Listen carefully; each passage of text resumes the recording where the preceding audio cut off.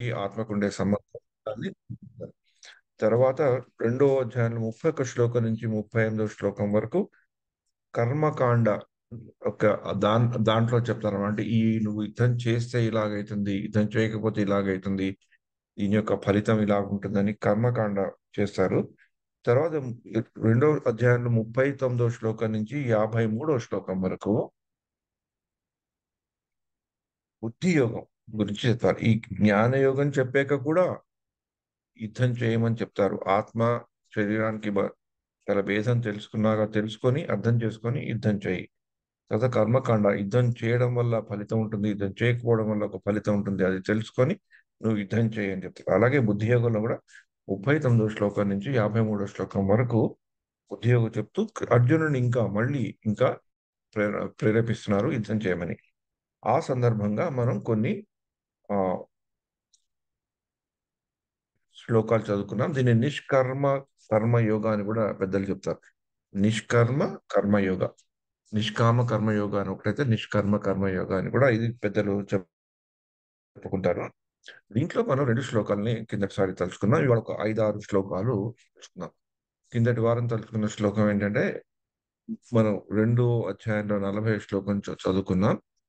ఈ ప్రయత్నమునందు నష్టం గాని హాని గాని లేదు.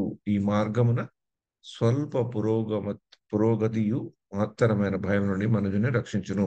అంటే ఈ ప్రయత్నం అంటే కూడా ఏంటో దాని గురించి తెలుసుకున్నాడు. ఈ ప్రయత్నం అంటే భగవంతుడు చెప్పినది, భగవంతుని కొరకు ప్రీత్యర్థమైనది. భగవంతుడు ఒక గురువుగా వచ్చి అర్జునుడికి చెప్పి ఈ పని చెయ్యి, ఆ పని చేయడానికి ఉన్న ప్రయత్నాన్ని చెయ్యి. ఆ ప్రయత్నం గురించి ఇక్కడ మాట్లాడడం జరుగుతుంది. ఏ ఏ ప్రయత్నం అంటే ఆ ప్రయత్నం కాదు. ఈ ప్రయత్నం అంటే నేను చెప్పింది చేయవలసిన ప్రయత్నము అని అర్థం. అలా నేను చెప్పింది నువ్వు చేయగలిగితే అంటే ఇక్కడ ఆ కురుక్షేత్ర సంగ్రామంలో అంటే యుద్ధం చేయమంటున్నాడు అర్జునుడిని. మనం భగవద్గీతని మన జీవితాల్లో అన్వయించి కొన్ని చేయాలనుకుంటే భగవంతుడు చెప్పింది మనం చేస్తుంటే దాంట్లో మనం ఏదైనా ఆ పనిని పూర్తిగా సఫలీకృతం చేయలేకపోయినా, మనం అనుకున్నది సాధించలేకపోయినా కూడా మనకి నష్టం లేదు. ఆ ఆ పని చేయడం వల్ల మనకి ఎంతో అంత లాభమే వస్తుంది. ఆ లాభం ఇంకా మనతో పాటు ఉంటుంది అని చెప్తూ, ఆ ప్రయత్నంలో భగవంతుడిని సేవ చేసే ప్రయత్నంలో, భగవంతుడు చెప్పింది చేసే ప్రయత్నంలో మనం ఏవైనా తప్పులు చేసినా కూడా వాటి వల్ల మనకి హాని కలగదు. అంటే వాటి వల్ల మనకి పాపం రాదు అని చెప్పారంటే, నువ్వు యుద్ధం ఎలాగ చేయాలో అలా చేసేస్తూనే పో. నేను చెప్పాను గనుక యుద్ధం చేస్తూ పో. దానివల్ల ఏమైతుందని నువ్వు ఆలోచించక్కర్లేదు. నీకు ఆ భయం ఉండక్కర్లేదు అని చెప్పడం జరిగింది. అంటే అర్జునుడికి భయం ఉంది. పాపం వస్తుందా? అదొస్తుందా? వర్ణ సంకరణం అయిపోతుందా? ఇంకేమైనా అయిపోతుందా? నేను సుఖాన్ని అనుభవించగలుగుతానా?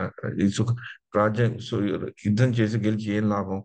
ఆ భయాలన్నీ ఉన్న అర్జునుడికి ఆ భయం నుంచి మనకి తొలగిస్తున్నారన్నమాట.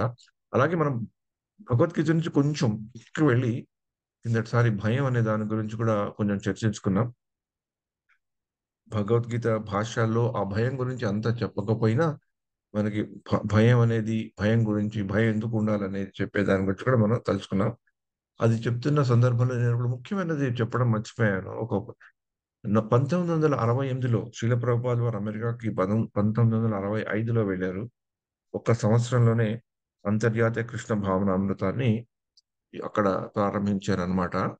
ఆయన అక్కడ చేసాక ఆయనకి ఎన్నో కష్టాలు ఎదురయ్యాయి. ఎన్నో అసఫలాలు కూడా ఎదురయ్యాయి. ముందర ముందర ఎన్నో అనిష్టమైన పరిస్థితులు ఎదురయ్యాయి. ఎన్నో క్లిష్టమైన పరిస్థితులు ఎదురైతున్నా కూడా ఆయన తన గురువు యొక్క ఆదేశం మేరకు వెళ్ళిన వారైన కనుక దాన్ని ఎలాగైనా ముందరికి తీసుకెళ్ళాలి అనే దాంతో శ్రీల ప్రభుపాద వారు కృషి చేస్తున్న సందర్భంలో ఒకానొక సమయంలో ఆయనకు కూడా భయం వేసింది. నేను ఎందుకు చెప్తున్నానంటే భయం అనేది పెద్దవాళ్ళకు కూడా ఉంటుందని. ఆయనకి భయం వేసినప్పుడు ఆయన తన తన భాయి అయిన అంటే తనతో పాటు ఇంకొక భక్తి సిద్ధాంత సరస్వతి మహారాజ్ శిష్యులు అయిన తన మిత్రులైన ఒక భక్తులకి గౌడియ సంఘంలో ఉన్న భక్తులకి ఉత్తరం రాశారు. నాకు ఇప్పుడు ఎంతో భయంగా ఉంది. నేను నా గురువు యొక్క ఆదేశాన్ని పాటించడానికి పాశ్చాత్య దేశానికి వచ్చినా నాకు భయం ఏమిటంటే అది చెయ్యకుండా నేను చనిపోతానేమో. అది చేయకుండా, ఆ పనిని పూర్తి చేయకుండా నేను ఈ భూ ప్రపంచం నుంచి వెళ్ళిపోవాల్సొస్తే నాకు చాలా బాధగా ఉంటుంది. అది ఏమైనా అయితుందేమో అని నాకు భయంగా ఉంది అని ఆయన ఉత్తరం రాశారనమాట. అంటే అక్కడ శిల ప్రభుపాదులు అప్పటికే హార్ట్ అటాక్‌లొచ్చాయి. అంత ఆరోగ్యం కూడా బాగాలేదు. ఒంటరిగా ఉన్నారు. సహాయం లేదు. ఎలా చేయాలన్న సందిగ్ధ పరిస్థితుల్లో ఆయన కూడా భయపడ్డారనమాట. అరే! నేను వెళ్ళిపోతే అంటే ఆయన తనకి ఏదైనా అయితుందని కాదు. ఆయన భయం ఏంటి? నేను వెళ్ళిపోతే నేను చేయవలసిన పని పూర్తిగా చేయకుండా వెళ్ళిపోతాను అనే భయం. ఆ పని సేవా భావం గురించి, ఆ సేవ గురించి శిల ప్రభుపాల్ వారు చెప్పారు. ఆయన అదే అలా రాస్తూ కూడా ఇక్కడ పాశ్చాత్య దేశాల్లో మాయా శక్తి చాలా పవర్‌ఫుల్‌గా ఉంటుంది. చాలా శక్తివంతంగా ఉంటుంది. మాయాజాలంలో చాలా సులభంగా మనం పడిపోవచ్చు. కానీ అదంటే నాకు భయం లేదు. మాయ నా దగ్గరికి రాలేదన్న ధైర్యం నాకుంది. కానీ నేను పని చేయకుండా వెళ్ళిపోతానేమో అని భయమేస్తుందని ఆయన తన యొక్క హృదయ వేదనని వాళ్ళ స్నేహితుడితో వివరించుకున్నారనమాట. అందుకని మనం కూడా కొంచెం భగవద్గీత నుంచి బయటికి వచ్చి భయం గురించి మాట్లాడుకుందాం. ఎప్పుడైతే మనకి భయం ఉంటుందో, అప్పుడు మనం కొంచెం అప్రమత్తతో ఉంటాం. జాగరూకతతో ఉంటాం. అందుకని మనం చేయవలసిన పనిని మనం సక్రమంగా చేయడానికి ప్రయత్నిస్తాం. తర్వాత అందుకని ఆ శ్లోకాన్ని గూడా కంఠస్థ పట్టవలసిన శ్లోకాల్లో ఒకటి తప్పకుండా భగవద్గీతలో. తర్వాత ఈ భగవద్గీతలో ఈ రెండో అధ్యాయంలో 41 శ్లోకం గురించి కూడా మనం ప్రస్తావించుకున్నాం, చర్చించుకున్నాం. వ్యవసాయాత్మిక బుద్ధిర్ ఏకేహ కురునందన అంటే స్థిర స్థిర నిర్ణయము, ఫోకస్ అంటారు గదా! ఒకే ఒకే ఉద్దేశ్యము, కలిసి కలిసి కూడి ఉన్న ఒకే ఉద్దేశాన్ని, ఒకే లక్ష్యం పట్టుకొని మనం ముందరికి వెళ్తే మంచిది. బహుశాఖాహి అనంతస్య బుద్ధయో అవ్యవసాయిన. అంటే అర్జునుడికి చెప్తానన్నమాట. నువ్వు అటు ఇటు ఆలోచించకుండా నేను చెప్పిన పని చెయ్యి. యుద్ధం చేసేటట్లు యుద్ధం చెయ్యి. యుద్ధం కొరకు యుద్ధం చెయ్యి. ఇంకేమి భయపడవలసిన అవసరం లేదు. అప్పుడు నీ యొక్క బుద్ధి, నీ యొక్క శక్తి నువ్వు సాధించవలసుకున్నవి సరిగ్గా సూటిగా ఒకే దారిలో వెళ్తాయి. నీకు ప్రాబ్లమ్ ఉండదు. ఇక్కడ అవ్యవసాయనం అంటే వ్యవసాయం అంటే మనం కూడా చెప్పుకున్నాము. మనం మామూలుగా తెలుగులో చెప్పుకోవాలంటే వ్యవసాయం అంటే ఆహ్, తి ప పొలాల్లోకెళ్ళి పనిచేసేవాళ్ళు, రైతులు వాళ్ళని అనుకుంటున్నాం గదా! వ్యవసాయం అంటే కష్టపడి పనిచేసేవాళ్ళు, ఒక సంకల్పంతో, ఒక దృష్టితో, ఒక స్థిర నిశ్చయంతో పనిచేసే వాళ్ళని కూడా అది చేసే పనిని కూడా వ్యవసాయం అని చెప్పడం జరుగుతుంది. ఈ యొక్క శ్లోకం శ్రీల ప్రభుపాద వారికి ఎంతో ప్రేరణ కలిగించిందని కూడా మనం చెప్పుకున్నాం. ఎందుకంటే శ్రీల ప్రభుపాద వారు ఎన్నో సందర్భాల్లో ఈ యొక్క శ్లోకాన్ని ఆయన రిఫర్ చేసేవాళ్ళన్నమాట. గుర్తు తెచ్చుకునేవాళ్ళు. కొన్ని కష్ట పరిస్థితుల్లో ఉన్నప్పుడు, కొన్ని ఎప్పుడైనా ఏదైనా చేస్తున్నప్పుడు, ఏదైనా బాధ కలిగినప్పుడు, ఏదైనా తనలో తనకేదైనా ఒక నిర్వేదమైన పరిస్థితి వచ్చినప్పుడు, ఈ శ్లోకాన్ని ఆయన గుర్తుపెట్టుకొని బహుశాఖాహి అనంతస్య ఇది వ్యవసాయాత్మిక బుద్ధి ఏకేహ కురునందన ఒకే ఒకే దారి మీద, ఒకే స్థిర నిశ్చయంతో వెళ్తే మనకి ఎప్పుడప్పుడు ఒక గమ్యానికి చేరుతామన్న ఆ దృఢ సంకల్పాన్ని శ్రీల ప్రభుపాద వారికి చూపెట్టిన శ్లోకం ఇది. అందుకని ఆయన తన వ్యక్తిగత జీవితంలోనే దీన్ని పాలించారు. వ్యక్తిగత జీవితంలోనే పాలించకుండా మిగతా వాళ్ళకి కూడా ఏదైనా ఆహ్, బోధించేటప్పుడు, వాళ్ళకేదైనా కష్టాలొచ్చినప్పుడు, వాళ్ళేదైనా సందేహాలు అడిగినప్పుడు కూడా శ్రీల ప్రభుపాద వారు ఈ యొక్క శ్లోకాన్ని మళ్ళీ గుర్తు చేసుకునేవాళ్ళు. అలా చేసుకుంటున్న సందర్భాల్లో ఈ యొక్క శ్లోకం నాకు చాలా ప్రేరణ ఇచ్చిందని శ్రీల ప్రభుపాద వారు చెప్పారు. అందుకని ఆ శ్లోకాన్ని మనం గుర్తుపెట్టుకోవాలి. వ్యవసాయాత్మిక బుద్ధి ఏకేహ కురునందన. అంటే మన జీవితాల్లో కూడా, మన భక్తి ప్రస్థానంలో కూడా మనం ఏదో ఒక సాంప్రదాయాన్ని పట్టుకొని, ఒక నమ్మేదాన్ని నమ్మి, ఒక గ్రంథాన్ని నమ్మి, ఒక వేదవాంగ్మయాన్ని నమ్మి, ఒక గురువుని నమ్మి, ఒక గురు పరంపరను నమ్మి, దాంతో పాటు, దాంతో పాటు మనం కదిలితే మనకి వేరే అట్రాక్షన్స్ అంటూ ఎక్కువ ఉండవు.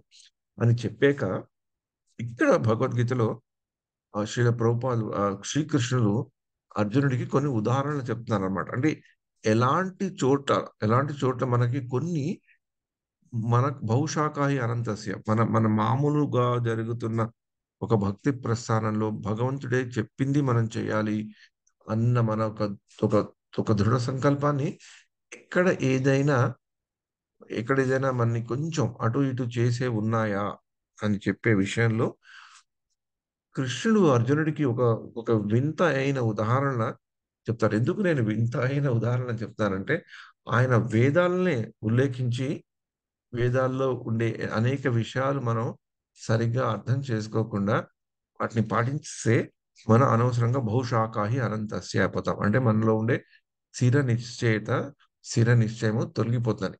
ఏ వేదాలైతే మనం స్థిరంగా ఉండి భగవంతుని దగ్గరికి చేర్చే శక్తి ఉందో, దాంట్లో ఉండే జ్ఞానం ఉందో, ఏదైతే వేదాలు స్వయంగా భగవత్ స్వరూపమో, ఆ వేదాలు కూడా వ్యాసదేవులు మనకు అందించినప్పుడు అందరికీ అందుబాటులో ఉండి, అందరూ ఎవళ్ళో ప్రతి ఒక్కళ్ళు ఏదో విధంగా వీటిని దీంట్లో ఉండే వాటిని పట్టుకొని, వాళ్ళ యొక్క భక్తి, భగవంతుని యొక్క మీద నమ్మకం, విశ్వాసం పెంపొందించగలిగితే అది సమంజసమని ఆయన అన్ని రకాల వాళ్ళకు, అన్ని తరగతుల వాళ్ళకు కూడా రాసి అనంతమైన జ్ఞానాన్ని ఆ వేదాల్లో పొందుపరిచి, ఆ వేదాల్ని విభజించి, ఆ వేదాల్ని ఒక్కొక్క ఋషులకి సాంప్రదాయాలకి ఆయన అప్పజెప్పి వెళ్లారు. అందుకని ఆ వేదాలు అనేకమైన విషయాలు ఉండడం వల్ల, అవి మనం మళ్ళీ, మళ్ళీ పురాణ గాథల్లో చదువుకుంటుండడం వల్ల, ఒక్కొక్కప్పుడు మనకి ఒక కన్‌ఫ్యూజన్ అంటూ వస్తుందనమాట. ఏది చేయాలో అర్థం కాకుండా అటు, ఇటు, ఇటు, అటు వెళ్తాం. అందుకనే అలా ఈ ప్రస్తుత పరిస్థితుల్లో అర్జునుడికి కేవలం ఒక స్థిరమైన నిశ్చయం, ఒక లక్ష్యం ఉండాలి కనుక కృష్ణుడు ఆ యొక్క ఉదాహరణని పోలుస్తున్నారు. నేనిది ఎందుకు ఇలా ఉపోద్ఘాతం ఇస్తున్నానంటే, ఈ శ్లోకాలు చదివేటప్పుడు మనం సరిగ్గా అర్థం చేసుకోకపోతే, ఏదో వేదాల్లో తప్పుందని అనుకుంటాం. అది చాలా చాలా మిస్టేక్. చాలా చాలా పెద్ద మిస్టేక్. ఎందుకంటే వేదాల గురించి భగవద్గీతలో కృష్ణుడు 15వ అధ్యాయంలో కూడా చెప్పారు. 9వ అధ్యాయంలో కూడా చెప్పారు. 8వ అధ్యాయంలో కూడా చెప్పారు. ఆహ్, అది అదేంటి 'రుక్సామ యజురేవత' 9వ అధ్యాయంలో చెప్తున్న శ్లోకంలో నేను మాత తల్లిని, తండ్రిని, పితామహుడిని అని చెప్తూ వేదాల గురించి చెప్పారు. 'సర్వస్య చాహం హృది సన్నివిష్టో' దాంట్లో కూడా చెప్పారు. 15వ అధ్యాయంలో. అందుకని వేదాల్లో తప్పు చూపెట్టట్లేదు కృష్ణుడిక్కడ. ఎందుకంటే తనే వేదాలు. తన నుంచే వేదాలొచ్చాయని చెప్పుకున్న కృష్ణుడు, వేదాల్లోనే జ్ఞానం అంతా ఉందని చెప్పుకునే కృష్ణుడు, వేదాల్ని తప్పుపట్టే ప్రసక్తే లేదు. నేనెందుకు ఇది చెప్తున్నానంటే, నేను కొంతమంది ఈ శ్లోకాలను చెప్తున్నప్పుడు విని కొంచెం బాధ కలిగింది. వేదాల్ని ఇలా తప్పుపెట్టి వాళ్ళు వర్ణించడం. అది వేరే సాంప్రదాయంలో ఉండే వాళ్ళు చెప్తే అది వాళ్ళ యొక్క ఆధ్యాత్మిక జ్ఞానాన్ని ఎలా వాళ్ళు సముపార్జించుకున్నారు అనేది మనం వదిలేసేయొచ్చు. మనంత బాధపడక్కర్లేదు. కానీ మన సాంప్రదాయంలోనే ఉంటూ, మన దగ్గరే ఉంటూ, మన దగ్గరే మనతో పాటు పాఠాలు చదువుకొని, మనతో పాటు భగవద్గీతని అర్థం చేసుకొని మాట్లాడే వాళ్ళు అలా ఎప్పుడైనా చెప్పినప్పుడు, ఆ! వేదాల్లో ఏం లేదు. కేవలం మనం భగవద్గీత చెప్పుకుంటేనే సరిపోతుంది అని అనే వాళ్ళని నేను వినడం జరిగింది. ఒకసారి ఈ యొక్క మన మన ఈ తెలుగు ఫోరమ్స్‌లోనే ఎక్కడో చెప్తే రేవతి గోపి మాతాజీకి కూడా ఆవిడకి కూడా అర్థం కాలేదు. అప్పుడు నాతో వచ్చి అడిగారు, "ఎందుకిలా చెప్పారు ఈ మాతాజీ" అని. అప్పుడు నాకు ఆశ్చర్యం వేసింది. మనం ఇంత చదువుకుంటున్నా ఎక్కడ మనం వేరే వ్యవసాయాత్మిక బుద్ధి ఎక్కడ వేరే రూట్‌లో బహుశాఖాయి అనంతది ఎక్కడ వేరే రూట్‌లో ఎందుకు వెళ్ళాల్సొస్తుంది? అందుకనే ఈ యొక్క ఫోరమ్‌లో ఈ శిక్షా శిబిరంలో నేను చెప్పదలుచుకుందేంటంటే, ఈ యొక్క శ్లోకాలు మనం చదువుకున్నప్పుడు ఇది వేదాల్లో తప్పుందని కాదు. వేదాలలో చాలా విషయాలున్నాయి. నువ్వు వాటిని గురించి అంత నువ్వు పట్టించుకోకు. ఇప్పుడు ఈ పరిస్థితి కాలంలో ఎందుకంటే పట్టుకోకుండా నేను చెప్పింది చెయ్యి అని శ్రీకృష్ణుడు చెప్తూ, ఈ విషయాన్ని కూడా అర్జునుడికి చెప్పాడు. ఎందుకంటే నువ్వు స్థిర నిశ్చయంతోనే ఉండు, ఒకే బాట మీద వెళ్ళు అంటే అర్జునుడికి డౌట్ రావచ్చు కదా! ఎందుకు కృష్ణుడు ఇలా చెప్తున్నాడని. ఎక్కడెక్కడ ఏమైనా అతను తెలుసుకునే ఉత్సుకత కూడా ఉంటుంది కదా! అందుకనే ఒక ఉదాహరణ ప్రధానంగా తీసుకొని ఇక్కడ వేదాల గురించి చెప్పడం జరిగింది కానీ వేదాలను ఎక్కడా కించపరచట్లేదు. వేదాలు Vedas are mother of our knowledge. వేదాలకు మించి జ్ఞానం అంటూ ఏమీ లేదు మన సనాతన సాంప్రదాయంలో. భగవద్గీత అయినా, భాగవతమైనా, రామాయణమైనా, ఏ పురాణమైనా, ఏ ఉపనిషత్తయినా వచ్చింది వేదాల వల్లే. అది మటుకు ఆ యొక్క విశ్వాసం మనకుండాలి. కానీ ఇదేదో వేదాలు ఇలా చెప్పారు అని దాని గురించి మనం అటు ఇటు తప్పుగా అర్థం చేసుకోవడం మనం కొంచెం మానుకోవాలి. అందుకని కొంచెం నేనది విన్నాను గనక, ఆ రోజు నన్ను చాలా బాధ పెట్టింది గనక, నేను అందుకనే మీకు చెప్తున్నాను. మీకిది కరెక్ట్ గానే తెలిసి ఉండవచ్చు. కానీ ఈ జాగ్రత్త చెప్పుకోవాల్సింది గనక నేను చెప్పుకుంటున్నాను. ఎస్ మాతాజీ. మాతాజీ గాని, ప్రభు గాని ఎవరైనా ఇవాళ వాలంటీర్స్ ఉన్నారా? హరే కృష్ణ ప్రభుజీ ప్రణామ్. యా. యామిమాం పుష్పితాం వాచాం ప్రపద్యంత్యా విపచ్చితాః వేదవాదరాతా పార్థ నాన్యదస్తితి వాదినః కామాత్మనః స్వర్గపరా జన్మ కర్మ ఫలప్రదాయం క్రియా విశేష బహూలాం భోగైశ్వర్య గతిం ప్రతి.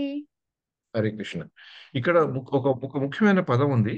వేదవాద రత. అంటే వేదములను అనుసరించుచున్నామని చెప్పువారు. వేదాల గురించి మాకు తెలుసు అని చెప్పుచున్న వాళ్ళ గురించి ఇక్కడ చెప్తున్నారు. ఎందుకు వాళ్ళ గురించి ఇక్కడ ప్రస్తావన వచ్చింది అంటే, ఇందాక మనం చెప్పుకున్నట్లు ఇంతకుముందు ఉన్న శ్లోకంలో ఏం చెప్తున్నారు? నువ్వు ఒకే బాటలో వెళ్ళు, ఒకే బాటలో వెళ్ళు, మిగతా బాటలోకి వెళ్ళకు అని చెప్తున్నారు. ఇక్కడ అందుకనే మాతాజీ చదువు. శ్రీల ప్రభుపాద ద్వారా స్వర్గలోక ప్రాప్తి, ఉత్తమ జన్మము, అధికారము వంటి వానిని పొందుటకై వివిధములైన కర్మలను ఉపదేశించు వేదములందలి మధురమైన వాక్కుల ఎడల అల్పజ్ఞులు, అనురక్తులైన వారు అనురక్తుల అనురక్తులగుదురు. భోగానుభవమును మరియు సంపన్న జీవితమును వారగుటచే అట్టివారు దానికి మించినది వేరొకటి లేదని పలుకుదురు. హరే కృష్ణ. ఇక్కడ మనం బాగా ఇలాంటివైనా చదువుతున్నప్పుడు కొంచెం కేర్ఫుల్ గా చదవాలి. ఇక్కడ ఏం చెప్తున్నారు? స్వర్గలోక ప్రాప్తి, ఉత్తమ జన్మము, అధికారం వంటి వారిని పొందుటకై వివిధమైన కర్మలను ఉపదేశించు వేదములందరి మధురమైన వాక్కుల ఎడ అల్పజ్ఞులు అనురక్తులు అగుదురు.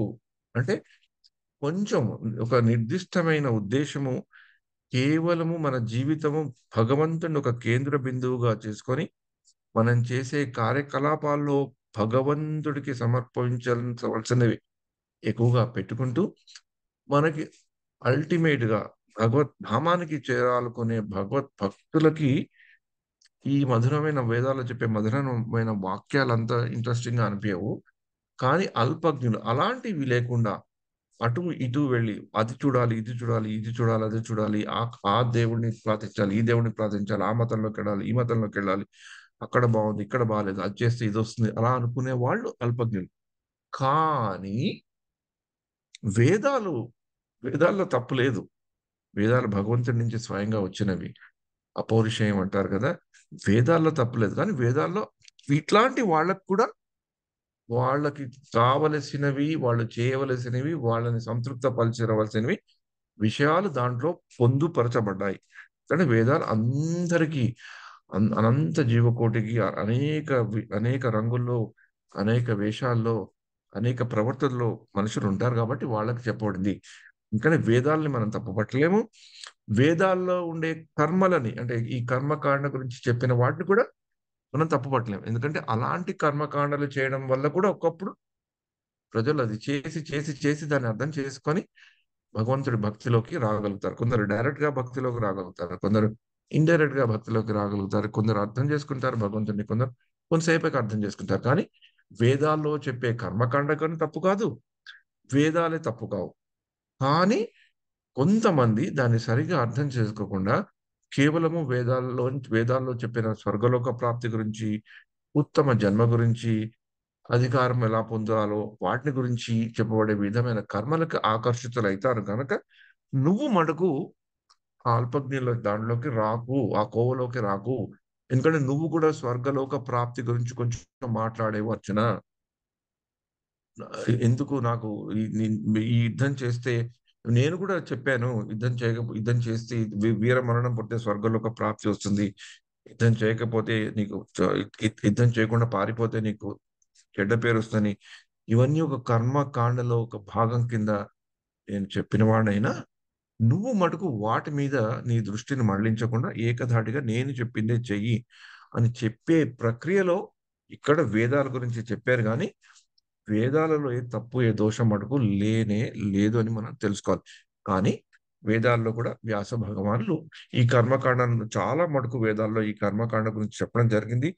అందుకనే అందుకనే మనకి శ్రీమద్ భాగవతంలో ఏ ఏ గ్రంథం అయితే అమల పురాణంగా చెప్పబడుతుందో దాని యొక్క ఉపోద్ఘాతం దాని ముందరలోనే శ్రీమద్ భాగవతంలో మనకి సూత గోస్వామి నైమిషారణ్యంలో శౌనకాది ఋషులకు భాగవతం గురించి తాను శుకదేవుడు పరీక్షితుడికి చెప్పిన భాగవతం గురించి చెప్పమని వాడు అడిగినప్పుడు చెప్తూ ఈ భాగవతం అనేది ఎలా వచ్చింది అంటే మనం ఇప్పుడు చదువుకునే భాగవతం ఈ కలియుగంలో మనం చదువుకునే భాగవతం ఎలా పొందుపరచబడింది, ఎవరి ప్రేరణ వల్ల ఎవరు రాశారు, ఎవరు ఎందుకు రాయాల్సి వచ్చిందని చెప్తూ నారదుడికి వ్యాసుడికి అయ్యే సంభాషణ మనకి శ్రీమద్ భాగవతంలో మొదటి స్కందంలోనే వస్తుంది. అది ఎందుకు వస్తుంది అంటే శౌనకాది ఋషులు సుత గోస్వామిని అడుగుతారనమాట. అప్పుడు దానికి అప్పుడు చెప్తూ ఈ వేదవ్యాసులు ఇవన్నీ కర్మకాండ గురించి రాసి వేదాల్లో చాలా విషయాలు పొందుపరిచి అందరి జీవరాశులకి అందించే జ్ఞానాన్ని కొంచెం ఏదో ఒక భక్తిని పరోక్షంగానో, ప్రత్యక్షంగానో అందించిన వారైనా కూడా ఇన్ని రాసినా కూడా ఆయన తృప్తిగా ఉండకపోవడం, ఆయనకేదో బాధ ఉండడం, అసంతృప్తి ఉండడం వల్ల నారదులొచ్చి, "నీకు తృప్తి ఎందుకు లేదంటే నువ్వు ఇన్ని రాసినా కూడా కేవలము భగవంతుడి విషయాలు, భగవంతుడి భక్తుల విషయాలు నీ స్ నీ నీ స్ వాటిని స్తుతించే గ్రంథాన్ని నువ్వు రాయలేదు కనుక, ఏ గ్రంథమైతే పురుషార్థాల నుంచి ధర్మ, అర్థ, కామ, మోక్షాల నుంచి కూడా ఇంకొక దారి, ఇంకొక మెట్టు చూపెట్టే గ్రంథాన్ని నువ్వు రాయలేదు గనక, ఈ సత్వ, రజో, తమో గుణాల కంటే కూడా ఒక శుద్ధ సత్వం ఉంది. దాని గురించి కూడా నువ్వు రాయలేదు గనక, నువ్వు ఇప్పుడు శ్రీకృష్ణ భగవానుడి యొక్క లీలల గురించి రాయమని చెప్పారు. అప్పుడు శ్రీమద్ భాగవతం మనకి వచ్చింది. అంటే అలా వచ్చింది గానీ, వేదాల్లో చెప్పింది అనాథరైజ్డ్ అని కాదు. అవి కూడా ఆథరైజ్డే. అవి కూడా చేసేవాళ్ళున్నారు, నమ్మేవాళ్ళున్నారు. మనం కూడా నమ్ముతుంటాం, చేస్తుంటాం. కానీ దాంట్లో ఉండే పరమార్థం ఏంటంటే, అది కేవలం ఎక్కువ మటుకు కర్మకాండలో ఉండే విషయాలు మన ధర్మ, అర్థ, కామ, మోక్షాల పరిధిలోనే ఉంచుతాయి. వాటి నుంచి ఆ పరిధి నుంచి బయటకు వచ్చి భగవంతుడి ధామం వరకు వెళ్ళాలండి. స్వర్గలోకాలకు వెళ్తే మళ్ళీ స్వర్గలోకాల నుంచి మళ్ళీ వచ్చేస్తాం. కిందకి రావాల్సొస్తుంది అని శ్రీకృష్ణుడు చెప్పారు కనుక, వాసుదేవ పరాగతి అని కూడా మనకి భాగవతంలో చెప్పబడుతుంది గనుక, అల్టిమేట్‌గా మన భగవద్ధామే మన యొక్క ధ్యేయమై ఉండాలి గనుక, వాటి నుంచి మనం బయటికి రావాలి. వాటి నుంచి బయటకొచ్చే ప్రయత్నంలో భోగైశ్వర్య ఇది వ్యవసాయాత్మిక బుద్ధి అనే మనం శ్లోకాన్ని మళ్ళీ గుర్తుపెట్టుకోవాలి. ఎందుకంటే మనం మళ్ళీ మనం ఎప్పుడు మర్చిపోయి అటు ఇటు నడుస్తాం గనక, ఈ యొక్క ఇప్పుడు మళ్ళీ కర్మకాండల వేదాల్లో చెప్పారు గనక, నేను గూడా చేస్తాను. ఇలా చేస్తే నాకు మంచి విద్య వస్తుంది. ఇలా చేస్తే నాకు మంచి ధనం వస్తుంది. ఇలా చేస్తే నాకు మంచి భర్తొస్తాడు. అలాంటివి చేస్తున్నా, చేయకున్నా, చేస్తున్నా కూడా అవి కేవలం మన పురుషార్థాల్లోనే ఉంచుతాయని తెలుసుకొని ముందరికి వెళ్ళాలి అని అర్జునుడికి ఆ యొక్క మంచి బోధన కృష్ణ భగవానులు ఇచ్చినారు. మళ్ళీ అదే కోవలోకి చెందిన శ్లోకం ఇది. ఇంకొక శ్లోకం అన్నమాట. ఇది కూడా చదువుకుందాం. హరే కృష్ణ ప్రభుజీ.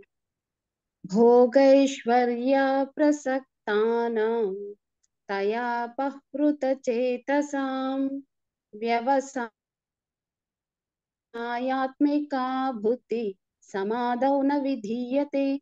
శ్రీల ప్రభుపాద ద్వారా భోగానుభవము మరియు లౌకిక సంపదలకు ఆకర్షితులై వానిచే పరవశులగు వారి మనసునందు భగవానుని భక్తితో సేవను గురించిన స్థిర నిశ్చయము కలుగనే కలుగదు. ఇక్కడ కూడా వ్యవసాయాత్మిక బుద్ధి అని వచ్చింది. అంటే వ్యవసాయాత్మిక అంటే వ్యవసాయం అంటే ఇందాక నేను చెప్పినట్టు నిశ్చయంతో స్థిర నిశ్చయంతో మనం చేసే పని, దృఢ సంకల్పంతో మనం కష్టపడి చేసే పని వ్యవసాయం. ఇక్కడ ఏం చెప్తున్నారు? భోగాను భోగా భోగానుభవము మరియు లౌకిక సంపదలకు ఆకర్షితులై. అంటే అర్జునుడు కూడా అలానే మొదలుపెట్టాడు కదా తన లాజిక్. నాకు ఈ ఐశ్వర్యం ఎందుకు? ఈ భోగం ఎందుకు? యుద్ధం చేస్తే గెలిచినా కూడా ఏం లాభం? ఓడినా కూడా ఏం లాభం? ఈ లౌకిక సంపద ఉంటే ఏంటి? లేకపోతే ఏంటి? ఆ విషయాల గురించి మాట్లాడాడు కనుక, అలాంటి వాటి మీద నీకు ఆకర్షణీయ అక్కర్లేదు. నేను చెప్పింది చెయ్యి. ఈ ప్రయత్నమున మనం రెండో అధ్యాయంలో 40 శ్లోకంలో చెప్పినట్లు. వాటి వందు మోహం పడకు నువ్వు. నా మనస్సును భగవంతుని యొక్క భక్తియుక్త సేవను గూర్చిన వాళ్ళకి అలా చేస్తే భగవంతుడి యొక్క భక్తియుక్త సేవ మందు ఒక స్థిర నిశ్చయం కలగదు. స్థిర నిశ్చయం కలగకపోతే వ్యవసాయాత్మిక బుద్ధి ఏకేహ కుర్నందన బహుశాఖాహి అనంతస్య. అన్ని శాఖల్లాగా వెళ్ళిపోతాం మనం. ఒక ఫోకస్ అంటూ ఉండదు. మనం చేసే భక్తియుక్త సేవలో మనం స్థిర నిశ్చయం కాలేము అని అర్జునుడికి కృష్ణుడు ఏం చెప్తున్నాడంటే, నువ్వు భక్తియుక్త సేవలో స్థిర నిశ్చయంగా ఉండాలి. నీ యొక్క భక్తియుక్త సేవ ఇప్పుడేంటి?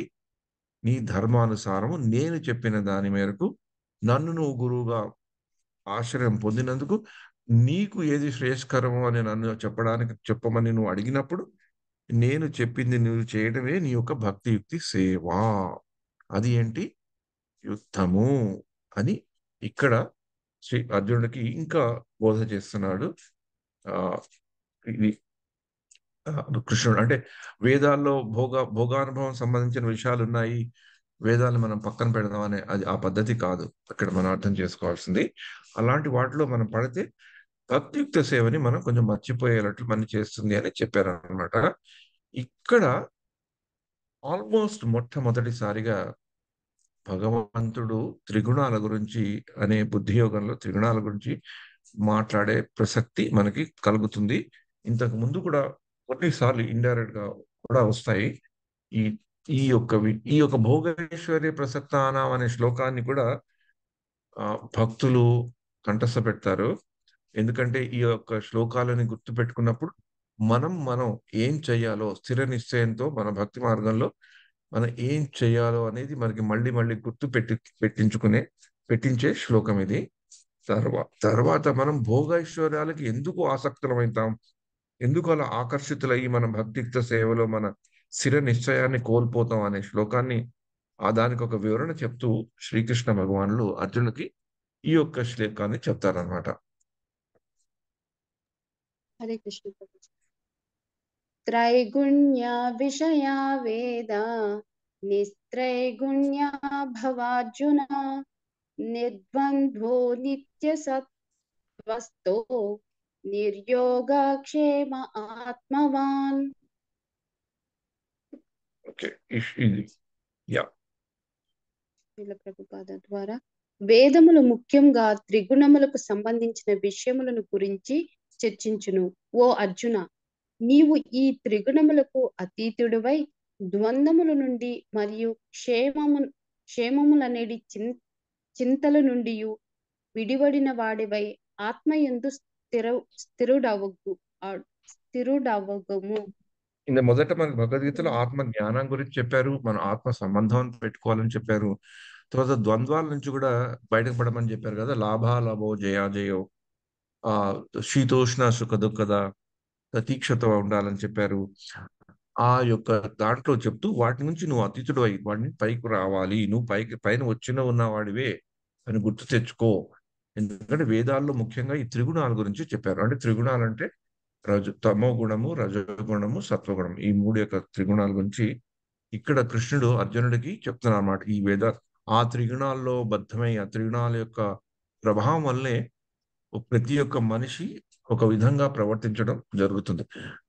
ఇంట్లో ఉంటూ మనం కలిసి మెలిసి ఉంటున్న చిన్న చిన్న మన యొక్క కుటుంబాల్లో కూడా కూతురు ఒకలాగా ఉంటుంది, కొడుకు ఒకలాగా ఉంటాడు, భర్త ఒకలాగా ఉంటాడు, భార్య ఒకలాగా ఉంటాడు. అందరూ ఒకే కుటుంబంలో ఉన్న ఒక్కొక్కళ్ళ ప్రవర్తన అంటే అందరూ ఒకే ఒకే ఒకే ఇంట్లో సహవాసంతో ఒకే ఒక పరిస్థితుల్లో వెలుగుచున్న 24 గంటలు ఇంట్లో ఉన్నంతసేపు వాళ్ళు కలిసి ఉన్న ఒకే వాతావరణంలో ఉన్న ఒకే ఒకే ఒక ధ్యేయంలో ఉన్న అందరూ భగవద్భక్తి చేయాలనుకుని, సేవ చేయాలనుకుని, భక్తుల యొక్క సాంగత్యం పొందాలనుకుని, భగవద్గీత భాగవతం చదువుకోవాలని అనుకున్న ఇళ్లలో కూడా నలుగురు 4 డైరెక్షన్స్ లో ఉంటారు. ఎందుకు అంటే ఆ నలుగురిలో ఉండే త్రిగుణాల యొక్క ప్రభావం వేరువేరుగా ఉంటుంది. అందుకని ఈ త్రిగుణాల గురించి వచ్చే సంభాషణ భగవద్గీతలో ఇక్కడి నుంచి మొదలయ్యి 18వ అధ్యాయం వరకు మనకి తెరలుగా అంటే సముద్రంలో అలలు ఉంటాయి చూసారా, అలా అలలుగా అనేక చోట్ల వస్తుందన్నమాట. ఏదైనా ఒక కామన్ థీమ్ భగవద్గీతలో బాగా డామినెంట్ గా కనబడుతుంది అంటే భక్తి, భక్తి, భక్తి. కర్మయోగం చెప్పినా, జ్ఞానయోగం చెప్పినా, ధ్యానయోగం చెప్పినా, బుద్ధియోగం చెప్పినా దాంట్లో భక్తి యోగం, భక్తి, భక్తి, భక్తి, భక్తి అని ఎలా ఆఖరికి శరణాగతి వరకు మనని తీసుకెళ్తుందో భగవద్గీత చదువుకునే పాఠకుడిని, అలాగే త్రిగుణాలు కూడా ఒక అలలు అలలుగా భగవద్గీతలో మనకు వస్తూనే ఉంటాయి. అంటే ఈ త్రిగుణాల యొక్క ఇంపార్టెన్స్ ముఖ్యత మనకి మళ్ళీ మళ్ళీ కృష్ణుడు అర్జునుడికి తెలుపుతూ మనలాంటి వాళ్ళకు కూడా తెలపాలని చూస్తున్నారు. అంటే ఈ త్రిగుణాల గురించి బాగా అధ్యయనం చేసిన వాళ్ళు ఏం చెప్పారంటే భగవద్గీతలో మనకి 700 శ్లోకాల్లో 70 వరకు, కొంచెం 70 కంటే ఎక్కువ వరకు ఉన్న శ్లోకాల్లో కేవలం ఈ త్రిగుణాల గురించే చెప్పబడింది. అంటే భగవద్గీతలో ఉండే 10% కేవలం ఒక సబ్జెక్ట్ మ్యాటర్ మీదే చెప్పబడిందనమాట. అందుకని అర్జునుడికి చెప్తున్నాడు ఈ త్రిగుణాలకు సంబంధించిన విషయాలు చెప్పారు. కానీ నువ్వు ఆ త్రిగుణాలకి అతీతుడు కావాలి. ఎలాగ అతీతుడు అయితాడు అనేది ఇంకా చెప్పలేదు మనకి అర్జునుడికి. కానీ నువ్వు అతీతుడు అవ్వాలి అని చెప్పాడు. నువ్వు అతీతుడువు కూడా అని కూడా చెప్పడం కూడా జరుగుతుంది పరోక్షంగా. కానీ నువ్వు మామూలు మనిషివి కావు. కానీ ఈ మధ్య కాలంలో ఇప్పుడు కొంచెం గడబడగా ఉన్నావు. కానీ వాటికి అతీతుడివై ఆత్మానంద స్థిరపడము. అప్పుడు భక్తియుక్త సేవ చేసేటప్పుడు మీకు చెప్పడం జరిగింది. తర్వాత ఎప్పుడైనా భగవద్గీతలో ఇది మనకి మామూలుగా వస్తుంది. ఇంతకు ముందు కూడా నేను చెప్పాను. ఏదైనా ఒక ముఖ్యమైన విషయం అంటే కాన్సెప్ట్ అంటాం కదా! ముఖ్యమైన విషయం చెప్పే ముందరైనా, చెప్పేకైనా శ్రీకృష్ణుడు అర్జునుడికి ఒక ఉదాహరణతో చెప్తారు. ఉదాహరణతో ఒకప్పుడు చెప్పకపోయినా ఎవళ్ళో ఒక వ్యక్తిని గాని ఉల్లేఖించి వాట్ల ద్వారా వాడు అలా చేశారు గనక నువ్వు చెయ్యి అని చెప్తారు. అంటే నేను చెప్తున్నాను కింద నువ్వు చెయ్యి అనే సందర్భాలు కొన్ని ఉన్నా, వాళ్ళు చేశారు, వాళ్ళు పాటించారు. అందుకని నువ్వు పాటించు. పెద్ద పెద్ద వాళ్ళు ఇలా అన్నారు. పెద్ద పెద్ద వాళ్ళు ఇలా అర్థం చేసుకున్నారు అని చెప్తున్న కొన్ని సందర్భాలుంటే, కొన్ని సందర్భాల్లో అర్జునుడికి ఇంకా బోధపడేటట్లు, మనందరికి కూడా ఇంకా బాగా బోధపడేటట్లు కొన్ని ఉదాహరణలతో ఎనాలజీస్ అంటారు కదా! ఒక చెప్పే విషయాన్ని ఇక్కడ చెప్పడం జరుగుతుంది. ఈ యొక్క చెప్పే విషయం రెండో అధ్యాయం 46 శ్లోకంలో ఎలాగైతే ఉన్నాయో, మళ్ళీ మనకి రెండో అధ్యాయంలో 41 శ్లోకం వ్యవసాయాత్మిక బుద్ధిర్ ఏకేహ కురునందన బహుశాఖాయ అనంతస్య. ఆ బహుశాఖల నుంచి కూడా మనం ఆ బహుశాఖలున్న వాటన్నిటిని ఒక దోవలోకి పెట్టే ప్రయత్నం మనం చేయాలి. అసలు వెళ్ళడమే తప్పు. వెళ్ళక కూడా మనం ఏకతాటి మీద ఉండాలి అని చెప్పిన సందేశం మళ్ళీ ఇక్కడొక ఉదాహరణతో ఇక్కడ మనకి దర్శింపజేస్తారు శ్రీకృష్ణ వారు. హరే కృష్ణ ప్రభు. యావానర్థ ఉప ఉదాపానే సర్వ సర్వతా సంప్లుతోదకే తావాన్ సర్వేషు వేదేషు బ్రాహ్మణస్య విజానతః. శ్రీల ప్రభుపాద ద్వారా చిన్ను చిన్న నూతిచే వనగూడు ప్రయోజములన్నీయును శీఘ్రమే పెద్ద జలాశయమునందలి జలము చే సిద్ధించు రీతి వేదముల సమస్త ప్రయోజనములు వాని అంతరార్థమును గ్రహించి వానిని సిద్ధించుచున్నవి వానికి సిద్ధించుచున్నవి. వాటి హరే కృష్ణ ప్రభు. చిన్న నూతి ఒక గూడు ప్రయోజనాలు శీఘ్రమే పెద్ద జలాశయాలను జలం చేసి సిద్ధించుడికి. అంటే చిన్న చిన్న ఆ మనకి ఊళ్ళల్లో కనబడతాయి నూతులు ఉంటాయి కదా, చిన్న చిన్న నూతులు ఉంటాయి. ఒక్కొక్కరింట్లో ఒక్కొక్కటి. ఒక నూతితో వాళ్ళు ఈ అంట్లు కడుక్కుంటారు, ఒక నూతిలో బట్టలు చేస్తారు, బట్టలు ఉతుక్కుంటారు. కొన్ని జలాశయాల్లోంచి నీరు తెచ్చి వాళ్ళు మామూలు వాటికి వాడుకుంటారు. అలా ఉన్న పెద్ద జలాశయంలో ఈ వాటి అన్నిటికీ సరిపోయేటట్టు మనకి ప్రవహించే నదులు, సముద్రాలు ఉంటాయి కదా! వాటిలో ఇవన్నీ దొరుకుతాయని చెప్పారనమాట. అంటే ఏంటి ఏకేహ కురునందన. అది అది మటుకు అదే ఒక థీమ్ లో ఇక్కడ చెప్పడం జరుగుతుంది. తర్వాత వచ్చే శ్లోకం భగవద్గీతలో ఉండే శ్లోకాల్లో బాగా ప్రాచుర్యంలో ఉన్న శ్లోకం ఇది ఒకటి. అందుకని చాలా మందికి ఇది కంఠస్థం వచ్చి ఉంటుంది. చాలా మంది దీని గురించి మాట్లాడతారు. ముఖ్యంగా ఈ శ్లోకం మనకి అట్లీస్ట్ ఆంధ్రప్రదేశ్‌లో పర్టిక్యులర్‌లీ ముఖ్యంగా హైదరాబాద్ వాసులకి బాగా గుర్తుండే విషయం ఏంటంటే దూరదర్శన్ టీవీ వచ్చింది 1977లో, 77వ సంవత్సరంలో.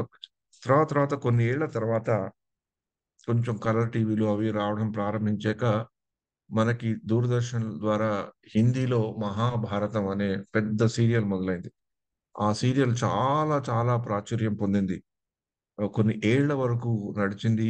ఎంతో మంది పొద్దున్నే వచ్చినప్పుడు గంటో 45 నిమిషాలు అందరూ ఇంటిల్లి పాది అందరూ కూర్చొని పెద్ద, చిన్న అందరూ చూసారు. నేను కూడా అలా కూర్చొని చూసిన సందర్భాలు ఎన్నో ఉన్నాయి. ఎంతో ప్రాచుర్యం చెందింది.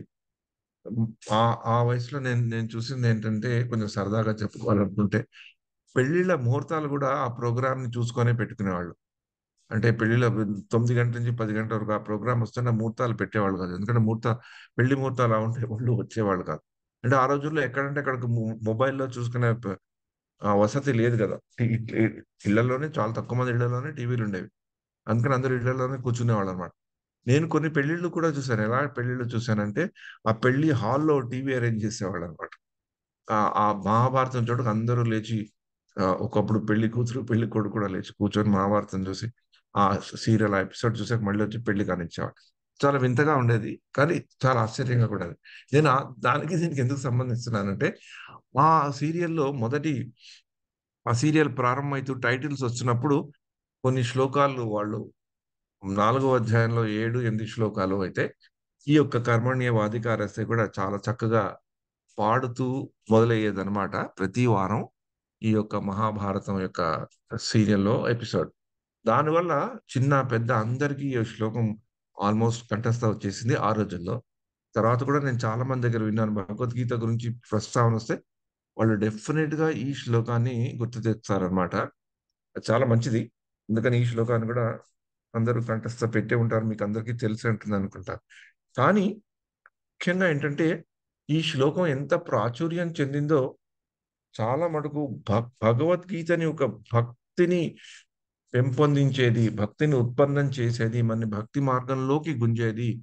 ఏ అర్జునుడైతే కృష్ణుడికి శరణాగతం చేసి, తనని శిష్యుడిగా స్వీకరించి తనకి ఏదైతే శ్రేయస్కరమో అది బోధించమని చెప్పినప్పుడు కృష్ణుడు బోధించిన భగవద్గీతలో ఇంకా ఎన్నో విషయాలు ఉన్నాయని మర్చిపోయి, కేవలము ఈ శ్లోకం ఈ నాంది కర్మయోగానికి ఇది ఒక నాంది పలికి, నాంది ఘోషణ చేసే ఈ శ్లోకంతోనే కొంచెం దీన్ని అర్థం చేసుకొని, కొంచెం అపార్థం చేసుకొని ఉండిపోతారు.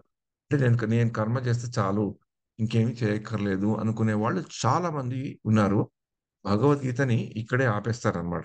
అందుకనే శ్రీల ప్రభుపాదుల వారు తమ భాష్యాల్లో మొదటి శ్లోకాల్లోనే బుద్ధి యోగము, జ్ఞాన యోగము, కర్మయోగము ఇవన్నీ ఉన్న శ్లోకాల్లో గూడా శ్రీల ప్రభుపాదులు తమ భాష్యంలో భక్తి యోగాన్ని పొందుపరిచారనమాట.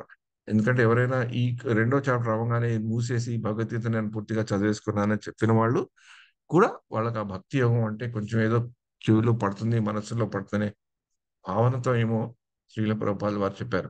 భక్తి యోగంతో పాటు చాలా, చాలా ఘనమైన సంబంధం ఉండే శ్లోకం ఇది. కానీ భక్తి యోగం మేము పాటించము, కేవలము కర్మ సిద్ధాంతాన్నే నమ్ముతాం అనుకునే వాళ్ళకి కూడా ఇది చాలా ఇంపార్టెంట్. ఏ ప్రక్రియలో చూసినా కూడా ఇది చాలా ముఖ్యమైన శ్లోకం. భగవంతుడిని నమ్మి భక్తిని నమ్మిన వాళ్ళకి ఈ యొక్క శ్లోకం ఈ శ్లోకాన్ని అర్థం చేసుకొని, ఈ శ్లోకాన్ని మనం విస్తరించుకుంటూ పోతే మనకి భక్తి యోగం, భక్తి సేవ, భక్తి యోగం ఇంకా విషయాలు తెలుస్తాయి. అలా కాదు నేను ఈ శ్లోకాన్ని ఓన్లీ కర్మ పద్ధతిలోనే చూస్తాను. భక్తి యోగాన్ని పక్కన పెడతాను. అలా అనుకుంటే కూడా ఈ శ్లోకం మనకి అర్థం చేసుకొని, మన నిజ జీవితంలో మనకెంతో మంచి కలిగించే శ్లోకం ఇది.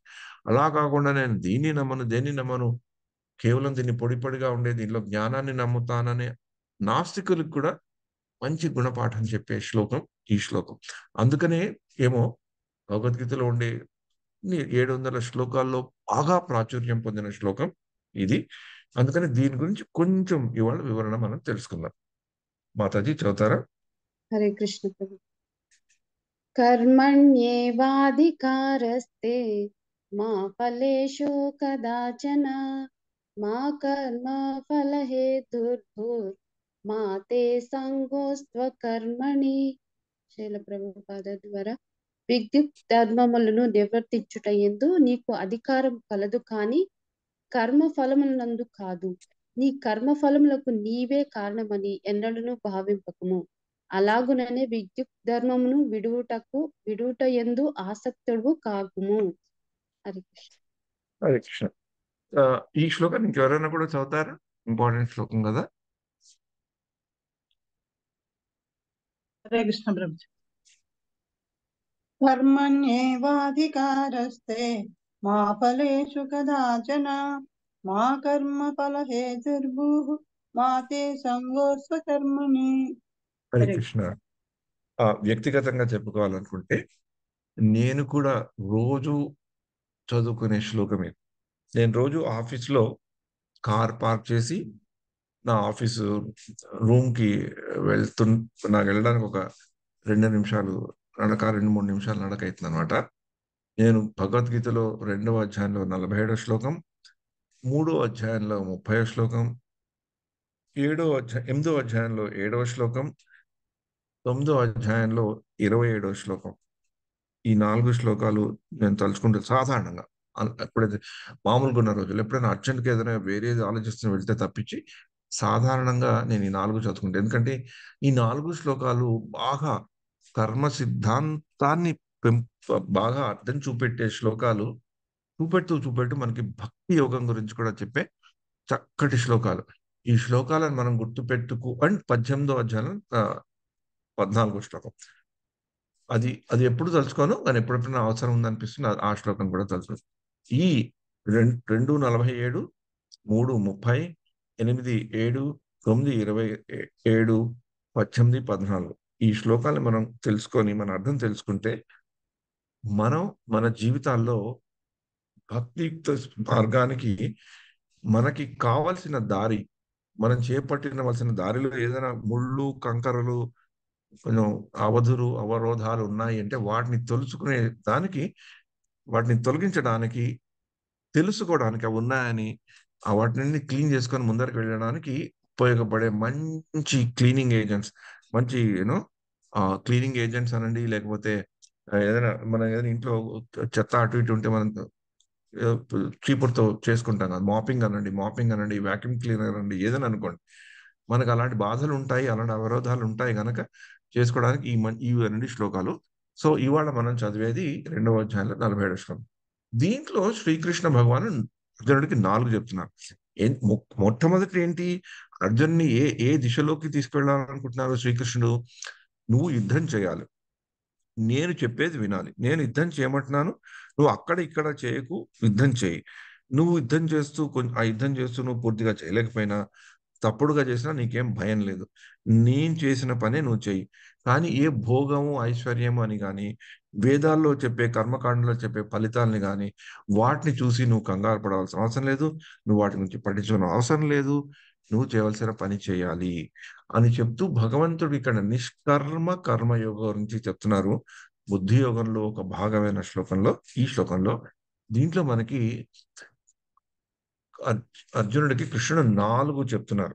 నేను ఈ 4 నేను చెప్తాను, కానీ ఇది మీరు విన్నాక నేను ఒక 5 నిమిషాలు కొంచెం ఇంటరాక్టివ్గా సెషన్ తీసుకోవాలనుకుంటున్నాను.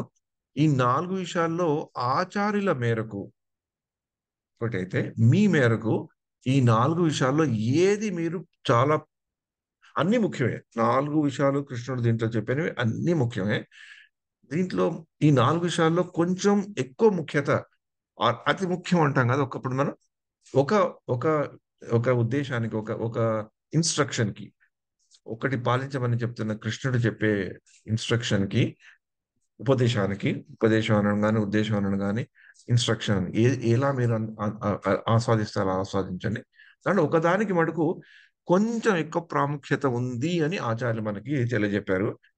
అది మీకు ఏది అది అనిపిస్తే దాని గురించి మీరు చెప్పండి.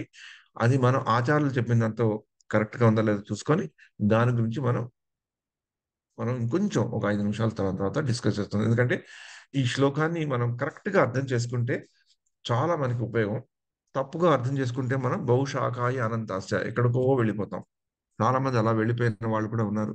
అందుకని ఇది కర్మ గురించి చెప్పిన నిష్కర్మ కర్మయోగ ద్వారా చెప్పిన, బుద్ధి యోగం చెప్పిన, దీంట్లో చాలా భక్తి యోగం ఒక్క కాన్సెప్ట్ ఏదైతే ఈ భక్తి యోగం నుంచి కృష్ణుడు ఇంకా ఇంకా ముందర చెప్పదలుచుకున్నారో అది నిక్షిప్తమై దీంట్లో ఈ శ్లోకంలో ఉంది.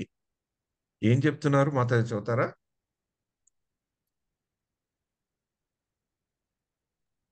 హరే కృష్ణ ప్రభుజీ.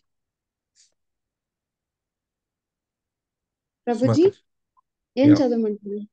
మళ్ళీ మీనింగ్ చదువుతారా? ఆహా. విద్యుద్ధర్మమును నిర్వర్తించుటయందు నీకు అధికారము కలదు, కాని కర్మ ఫలములందు కాదు. నీ కర్మ ఫలములకు నీవే కారణమని ఎన్నడూను భావింపకుము. అలాగునని విద్యుద్ధర్మమును విడువటయందు ఆసక్తుడు కాకుము. ఒకప్పుడు అనిపించింది భగవంతుడు ఏంటి ఇలా చెప్తున్నాడు, భగవంతుడా కాదా ఏంటి, భగవంతుడు ఇలా చెప్పడం ఏంటి అని అనిపించవచ్చు మనకి. నీకు అది కాదు ఇది కాదు ఇది కాదు అది కాదు అలా నువ్వు పని చేయకుండా ఉండకూడదు అంటే ఏంటి అని మనకు ఒక డౌట్ రావచ్చు. అంటే ఇక్కడ ఒక్కొక్క పదాన్ని మనం ఒక్కొక్క ఇన్స్ట్రక్షన్ ని చూసుకుంటే, ఒక్కొక్క ఉపదేశాన్ని మనం చూసుకుంటే, మొదటి ఉపదేశం ఏంటి? విద్యుత్. నీ నీ కర్తవ్యమును చెయ్యి, కానీ ఫలితాన్ని గురించి పట్టించుకోవద్దు.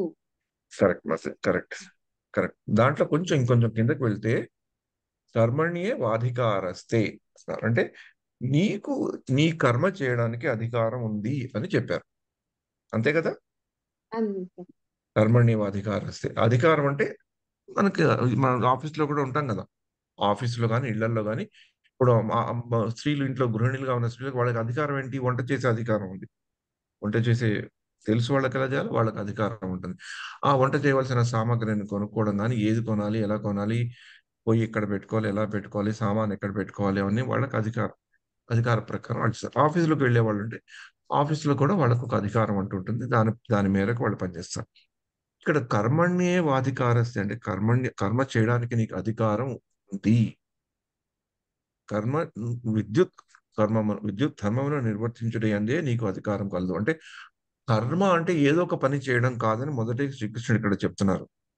కర్మ అంటే విద్యుత్ ధర్మము అంటే నీకు చెప్పబడినవి, నీకు నియమింపబడినవి, నీవు ఈ పరిస్థితిలో చేయవలసినది అదే కర్మ అవుతుంది. కానీ నేను ఏదంటే అది చేస్తానంటే అది కర్మ కాదు. అది కర్మ యొక్క అర్థం కాదు. కర్మ అంటే బేసికల్ గా పని. కానీ ఏ పని చేసినా అది ఈ యొక్క కర్మ కోవలోకి రాదు అని కృష్ణుడు అర్జునుడికి చెప్పడం జరుగుతుంది. అంటే కృష్ణుడు ఏం చెప్తున్నాడు? అర్జునుడు చేయవలసిన కర్మ ఏంటి? ఆ పరిస్థితిలో యుద్ధం. మనం చేయవలసిన కర్మ ఏంటి? మన విద్యుత్ ధర్మం ఏంటి? మనం ఏది చేసినా కూడా భగవంతుడిని మనకు ఒక కేంద్ర బిందువుగా చూసుకొని భగవంతుడి యొక్క ఆ భగవంతుని నుంచి వచ్చిన గురువులు, ఆ సాంప్రదాయ గురువు చెప్పేవి చేస్తూ నెమ్మదిగా భక్తిలో ముందరికి వెళ్తూ ఆ భగవంతుడి ధామానికి చేరే విధులు మనం చేసే కర్మలు, మనం చేయవలసిన కర్మలు అవి చేయడానికి మనకి అధికారం ఉంది. కానీ ఏదంటే అది చేయడానికి అధికారం లేదు. అంటే వికర్మ లాంటివి అంటే మనకు భగవంతుడు చెప్పనివి చేసేవి, భగవంతుడు చెప్పినవి తప్పుగా అర్థం చేసుకొని పూర్తిగా ఆపోజిట్ గా చేసేవి అవి యాక్చువల్ సరి అయిన కర్మలు కావని అర్జునుడికి అధికారం ఉంది అని చెప్తూ, దేని మీద అధికారం ఉంది? నేను చెప్పినవి చెయ్యటానికి అధికారం ఉంది అని చెప్తున్నారు. కానీ ఏదంటే అది చేయడానికి అధికారం లేదు.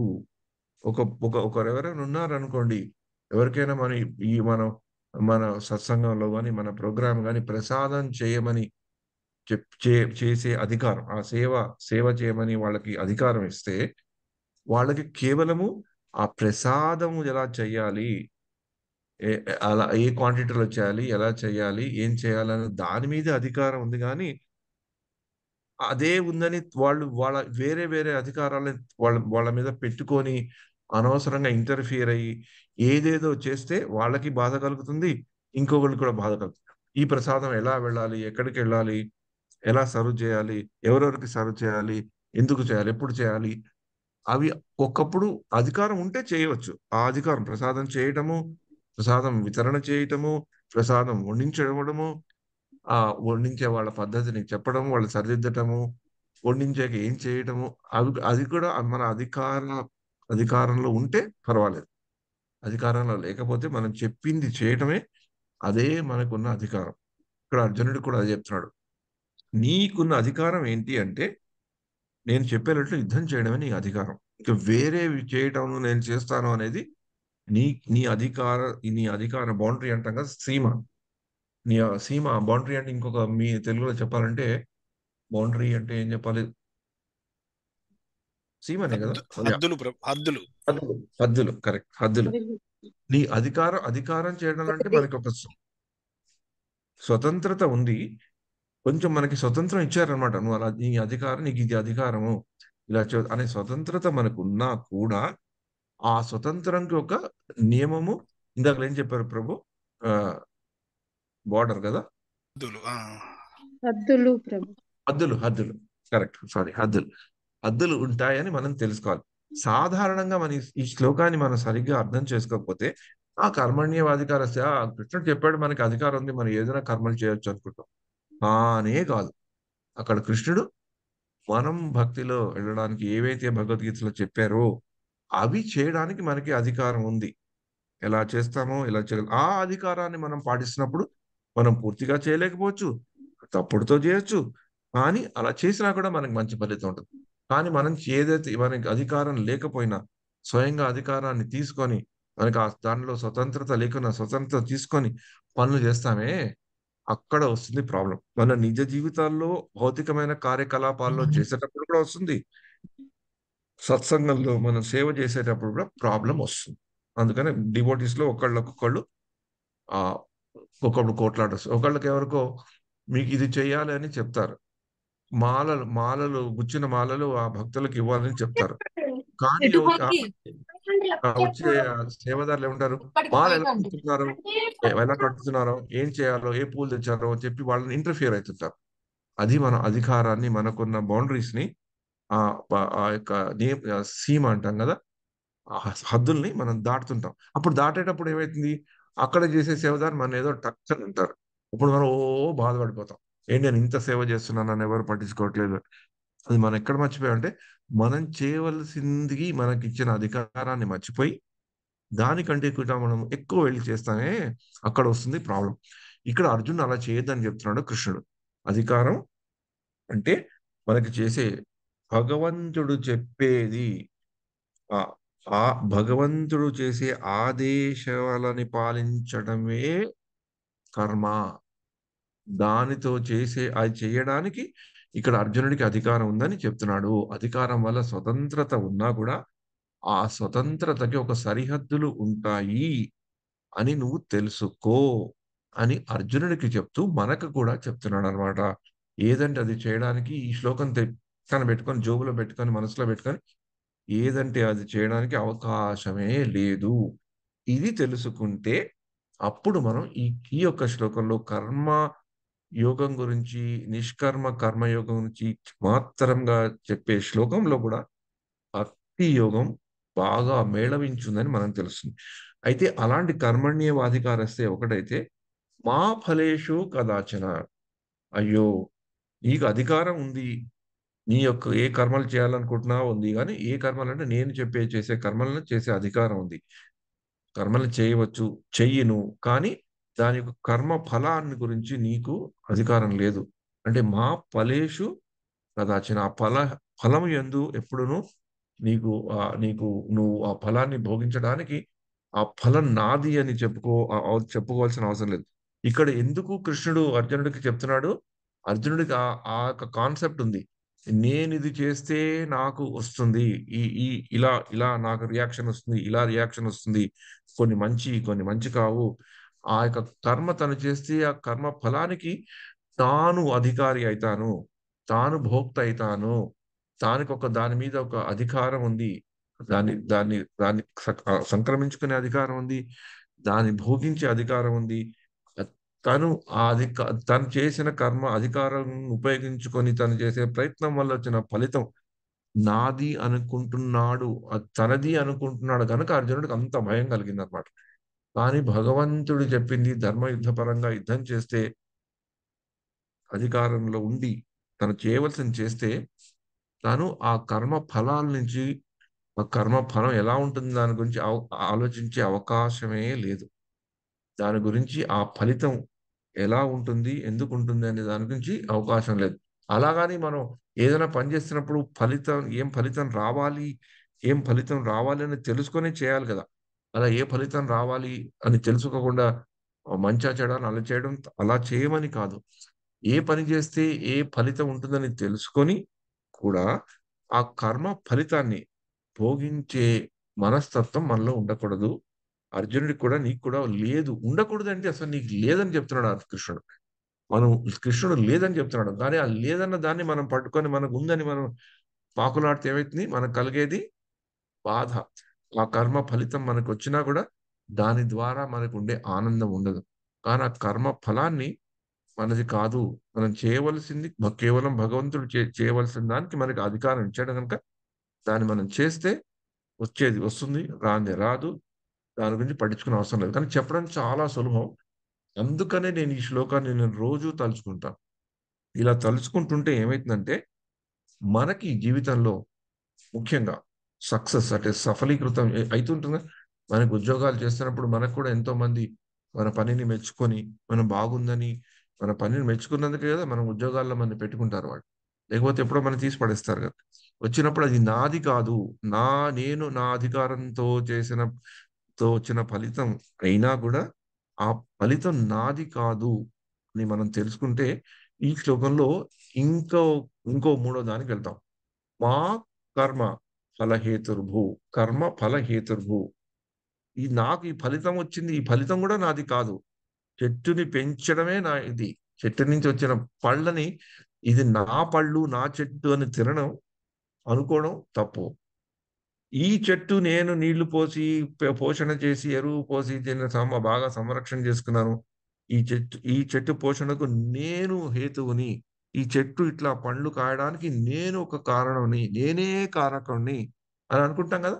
ఎప్పుడైనా మనం ఏదైనా మంచి జరిగి, మనం ఏదైనా ప్రోగ్రామ్ నిర్వహిస్తున్నప్పుడు ఏదైనా ఒక ఒక మంచి మాట్లాడి, మంచి సత్సంగ్ చేసి, మంచి ప్రసాద సేవ చేసి, మంచి పూల సేవ చేసి మనం మెచ్చుకున్నప్పుడు మనం ఏమనుకుంటాం? నేను చేయడం వల్ల, నేను నా అధికారాన్ని వినియోగించడం వల్ల, నేను ఈ కర్మని చేయడం వల్ల, నేను ఈ ప్రయత్నం చేయడం వల్ల, నా వల్ల ఈ యొక్క ఈ యొక్క పరిణామం జరిగింది. అలా కూడా అనుకోవద్దు. అలా కూడా నువ్వు అనుకోలేవు. అలా అనుకునే అధికారం నీకు లేదు. ఫలాన్ని భోగించే అధికారం నీకు లేదు. నేనిస్తే తప్పించి. ఈ ఈ నువ్వు హేతువుగా అనుకుంటున్నావే, అది నేను నీకు చెప్తే గాని, నీకు దాన్ని చేసుకునే అలా నువ్వు ఉంటావని చెప్పుకోదగలేవు. కానీ, నువ్వు చేయవలసిన పని ఏంటి? మొదట మొదటి ఇన్‌స్ట్రక్షన్‌లో అర్జునుడు చేయవలసింది చెప్పారు. ఆఖరి ఇన్‌స్ట్రక్షన్‌లో నాలుగో దాంట్లో అర్జునుడు ఏం చేయకూడదో చెప్పారు. అంటే మనం గూడా ఏం చేయకూడదో చెప్పారు. అదేంటి? మా కల్మ క మా కర్మ ఫలహేతుర్ మాతో సంగస్తు అకర్మణి. అంటే అకర్మి అంటే విభజింపబడిన కర్మను మానుట తప్పు. అంటే మనం చేయవలసింది చేయడం మానడం తప్పు. ఏదైతే అర్జునుడు భగవద్గీత ముందర చేద్దాం అనుకుంటున్నాడో మొదటి అధ్యాయం ఎండ్‌లోను, రెండవ అధ్యాయం బిగినింగ్‌లోను ఏం చెప్పాడు? తను చేయవలసిన పనిని మానుకోవాలని చూస్తున్నాడు. అలా మానుకునే ప్రయత్నం చేయలేవు, చేయకూడదు.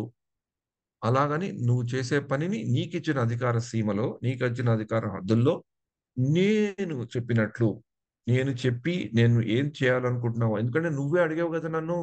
నాకేది శ్రేయస్కరం అని చెప్పమని. నేను చెప్పినట్లు నువ్వు చెయ్యి. చేస్తూ చేయకుండా ఉండకుండా ఉండదు. అంటే నువ్వు గాండీవాన్ని పెట్టకు. లేచి యుద్ధం చేయి నాయనా. నేను చెప్పినట్లు ఆ పరిధిలో దాంట్లో యుద్ధం చేయమని చెప్పారు. ఈ 4 మంచి మంచి ఆహ్, ఉద్దేశాలున్నవి. ఇప్పుడు ఎవరైనా అన్‌మ్యూట్ చేసుకొని చెప్తారా? ఈ 4 దాంట్లో. ఒకటి విద్యుత్ ధర్మాల్ని పాటించాలి. ఫలాపేక్ష ఉండకూడదు. ఫలమునకు కారణమని తెలుసుకోకూడదు. కారణమని అనుకోకూడదు. కానీ అలాగని పని మానకూడదు.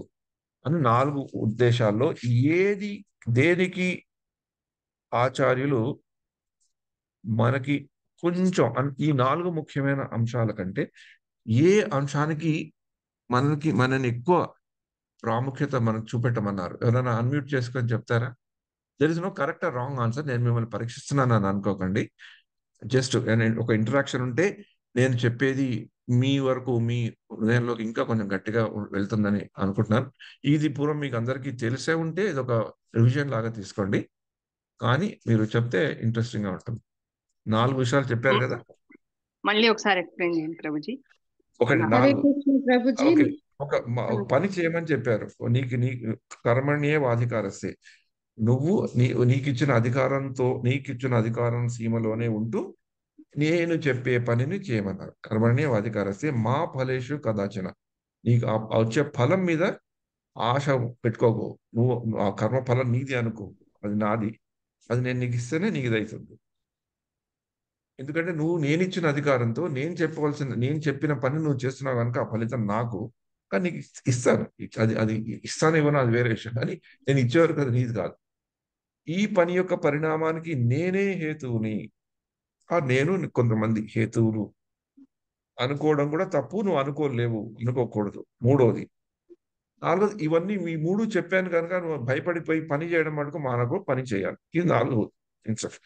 ఈ 4లో దేనికి ఆచార్యులు ఇంకొంచెం మన మనసుని ఫోకస్ చేయమని చెప్పారు అనేది దాని మీద చెప్పండి మాతాజీ. ఎవరైనా మాతాజీలు కానీ ప్రభు కానీ ఎవరైనా అడ్మిట్ చేసుకొని చెప్పండి.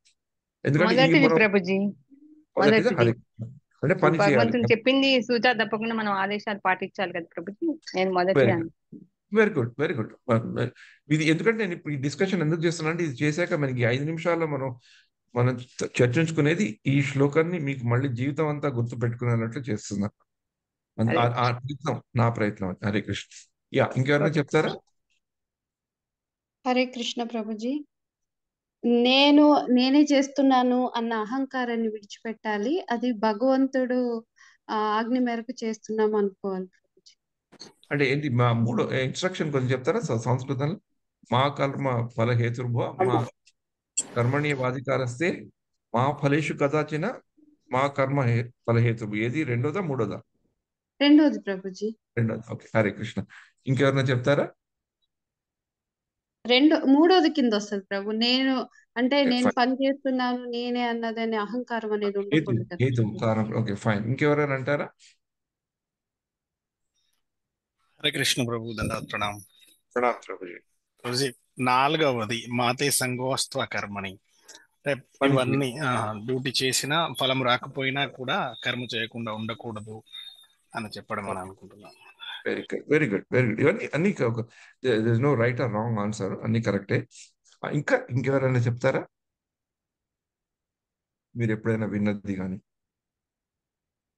హరే కృష్ణ. ఎవరు చెప్పొచ్చో చెప్తాను ప్రభుజీ. 2వది వచ్చేసి వచ్చిన కర్మ ఫలాలు మనము అనుభవించడం కోసం కాదు ప్రభుజీ. ఓకే. ఇంకెవరైనా చెప్తారా మాతాజీ? ఎవరైనా? నేను ఊరికే అడుగుతున్నాను. మీరు don't think that I am trying to test your knowledge. మనకి హరే కృష్ణ ప్రభుజీ, మనకి మామూలుగా గురువాజ్ఞని పాటించి గురువు ఎలా చెప్తే అలాగా దాన్ని అనుసరించి దాన్నే ఫాలో అవ్వమని మనకి మన గౌడీక సిద్ధాంతంలో చెప్తారు కదా ప్రభుజీ. అవును. అంటే ఈ 4 ఇన్స్ట్రక్షన్స్ లో సమన్వయం అవుతుంది మీరు చెప్పేది. నేను చెప్పినట్టే చెప్తున్నారు కదా కృష్ణయ్య, అలాగా మనకి గురువులు చెప్పినట్టే మనం ఫాలో అవ్వాలి. అది మొదటిది కదా. ఓకే. ప్రణామ్ ప్రభుజీ. ప్రణామ్ ప్రభుజీ. ఈ ఒక పని చేసినప్పుడు ఈ 4 కూడా వర్తిస్తాయి ప్రభుజీ. 4 కూడా వర్తిస్తాయి. 4ను కూడా మనం దృష్టిలో పెట్టుకొని చేయాలి. Very good. మీరు చాలా అంటే ఇప్పుడు ఎలక్షన్ సీజన్ కదా, మీరు చాలా డిప్లొమాటిక్ గా పొలిటికల్ గా చెప్పారు. హిందువులు మంచివాళ్ళు, ముస్లింస్ వాళ్ళు అందరూ మంచివాళ్ళే, గొప్ప వాళ్ళు మంచివాళ్ళే, చెడ్డవాళ్ళు అందరూ మాకే ఓటేయండి అన్నారు. అది మంచిదే. అంటే పని కాదు అంటే ప్రభుజీ, పని చేసినప్పుడు అన్ని మనం చేసినప్పుడు ఫలితం అన్ని ఆలోచించుకొని చేయాలి కదా ప్రభుజీ. అట్లా నేను కరెక్ట్. నేను చెప్పాను తప్పు లేదు, కరెక్ట్. మీరు కరెక్ట్ చెప్పారు. ఈ 4 కూడా చాలా ముఖ్యమైన విషయాలే. కానీ ఈ 4ట్లో ఒక్క విషయం సాధారణంగా మనకి మొదటి బాగానే గుర్తుంటుంది. ఇది మనకి అధికారంలో ఉంది. ఎందుకంటే మనం ఆఫీస్కి వెళ్తున్నాం అనుకోండి, మనకి తెలుసు మనకి ఈ డ్యూటీ ఇచ్చారు, నేను ఇది చేయాలి అని మనకి నిర్దిష్టంగా తెలుసు. కాబట్టి మన అధికారంలో ఉంటూ సాధారణంగా మన పని చేసుకుంటాము. ఇది మనం చేయాలి, మనం చేయవలసిందని కూడా మనం చేసుకునేది. ఎప్పుడైనా మనం కొంచెం మన అధికారం నుంచి బయటపడి కొంచెం ఆఫీస్లో కూడా అటు ఇటు చేస్తుంటే మనకి ఎవరో ఒకళ్ళు చెప్తారు, నానే తప్పు, నువ్వు చేయలేవు అని, చేయకూడదని రూల్స్ ప్రొసీజర్స్ ఉంటాయి. అలా మనం సేవలు చేసేటప్పుడు కూడా ఒకప్పుడు చాలా ఎంతూజియాస్టిక్గా అయిపోయి మనది మనది కాదు కూడా మనం దాంట్లో దూరుతుంటాం. ఒకప్పుడు కూడా చూస్తుంటాం మన సేవలు చేసేటప్పుడు కూడా ఎందుకో ఊరూరికైనా వెళ్ళిపోతుంటారు, అక్కడిక్కడికి కొందరు వెళ్ళి అది చేయాలి ఇది చేయాలి.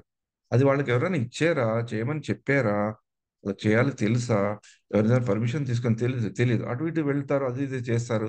ఎవరైనా ఏదంటే చాలా కొన్ని బాధపడుతుంది. ఇది ముఖ్యంగా లేడీస్ లో ఉండే ప్రాబ్లం. మాతాజీస్ లో ఇది ఈ యొక్క ఇష్యూ చాలా చూస్తుంటాం మేము డివోటీ కేర్ విషయంలో. మగవాళ్ళలో అంత రాదు, ఎందుకంటే అంత ముందర ఊరూరికైనా చూసుకోపోరు, అటు ఇటు ఒక చోట కూర్చుంటారు సాధారణంగా. బట్ నేను మగ ఆడకి భేదం మీద నేను డిబేట్ లేపట్లేదు.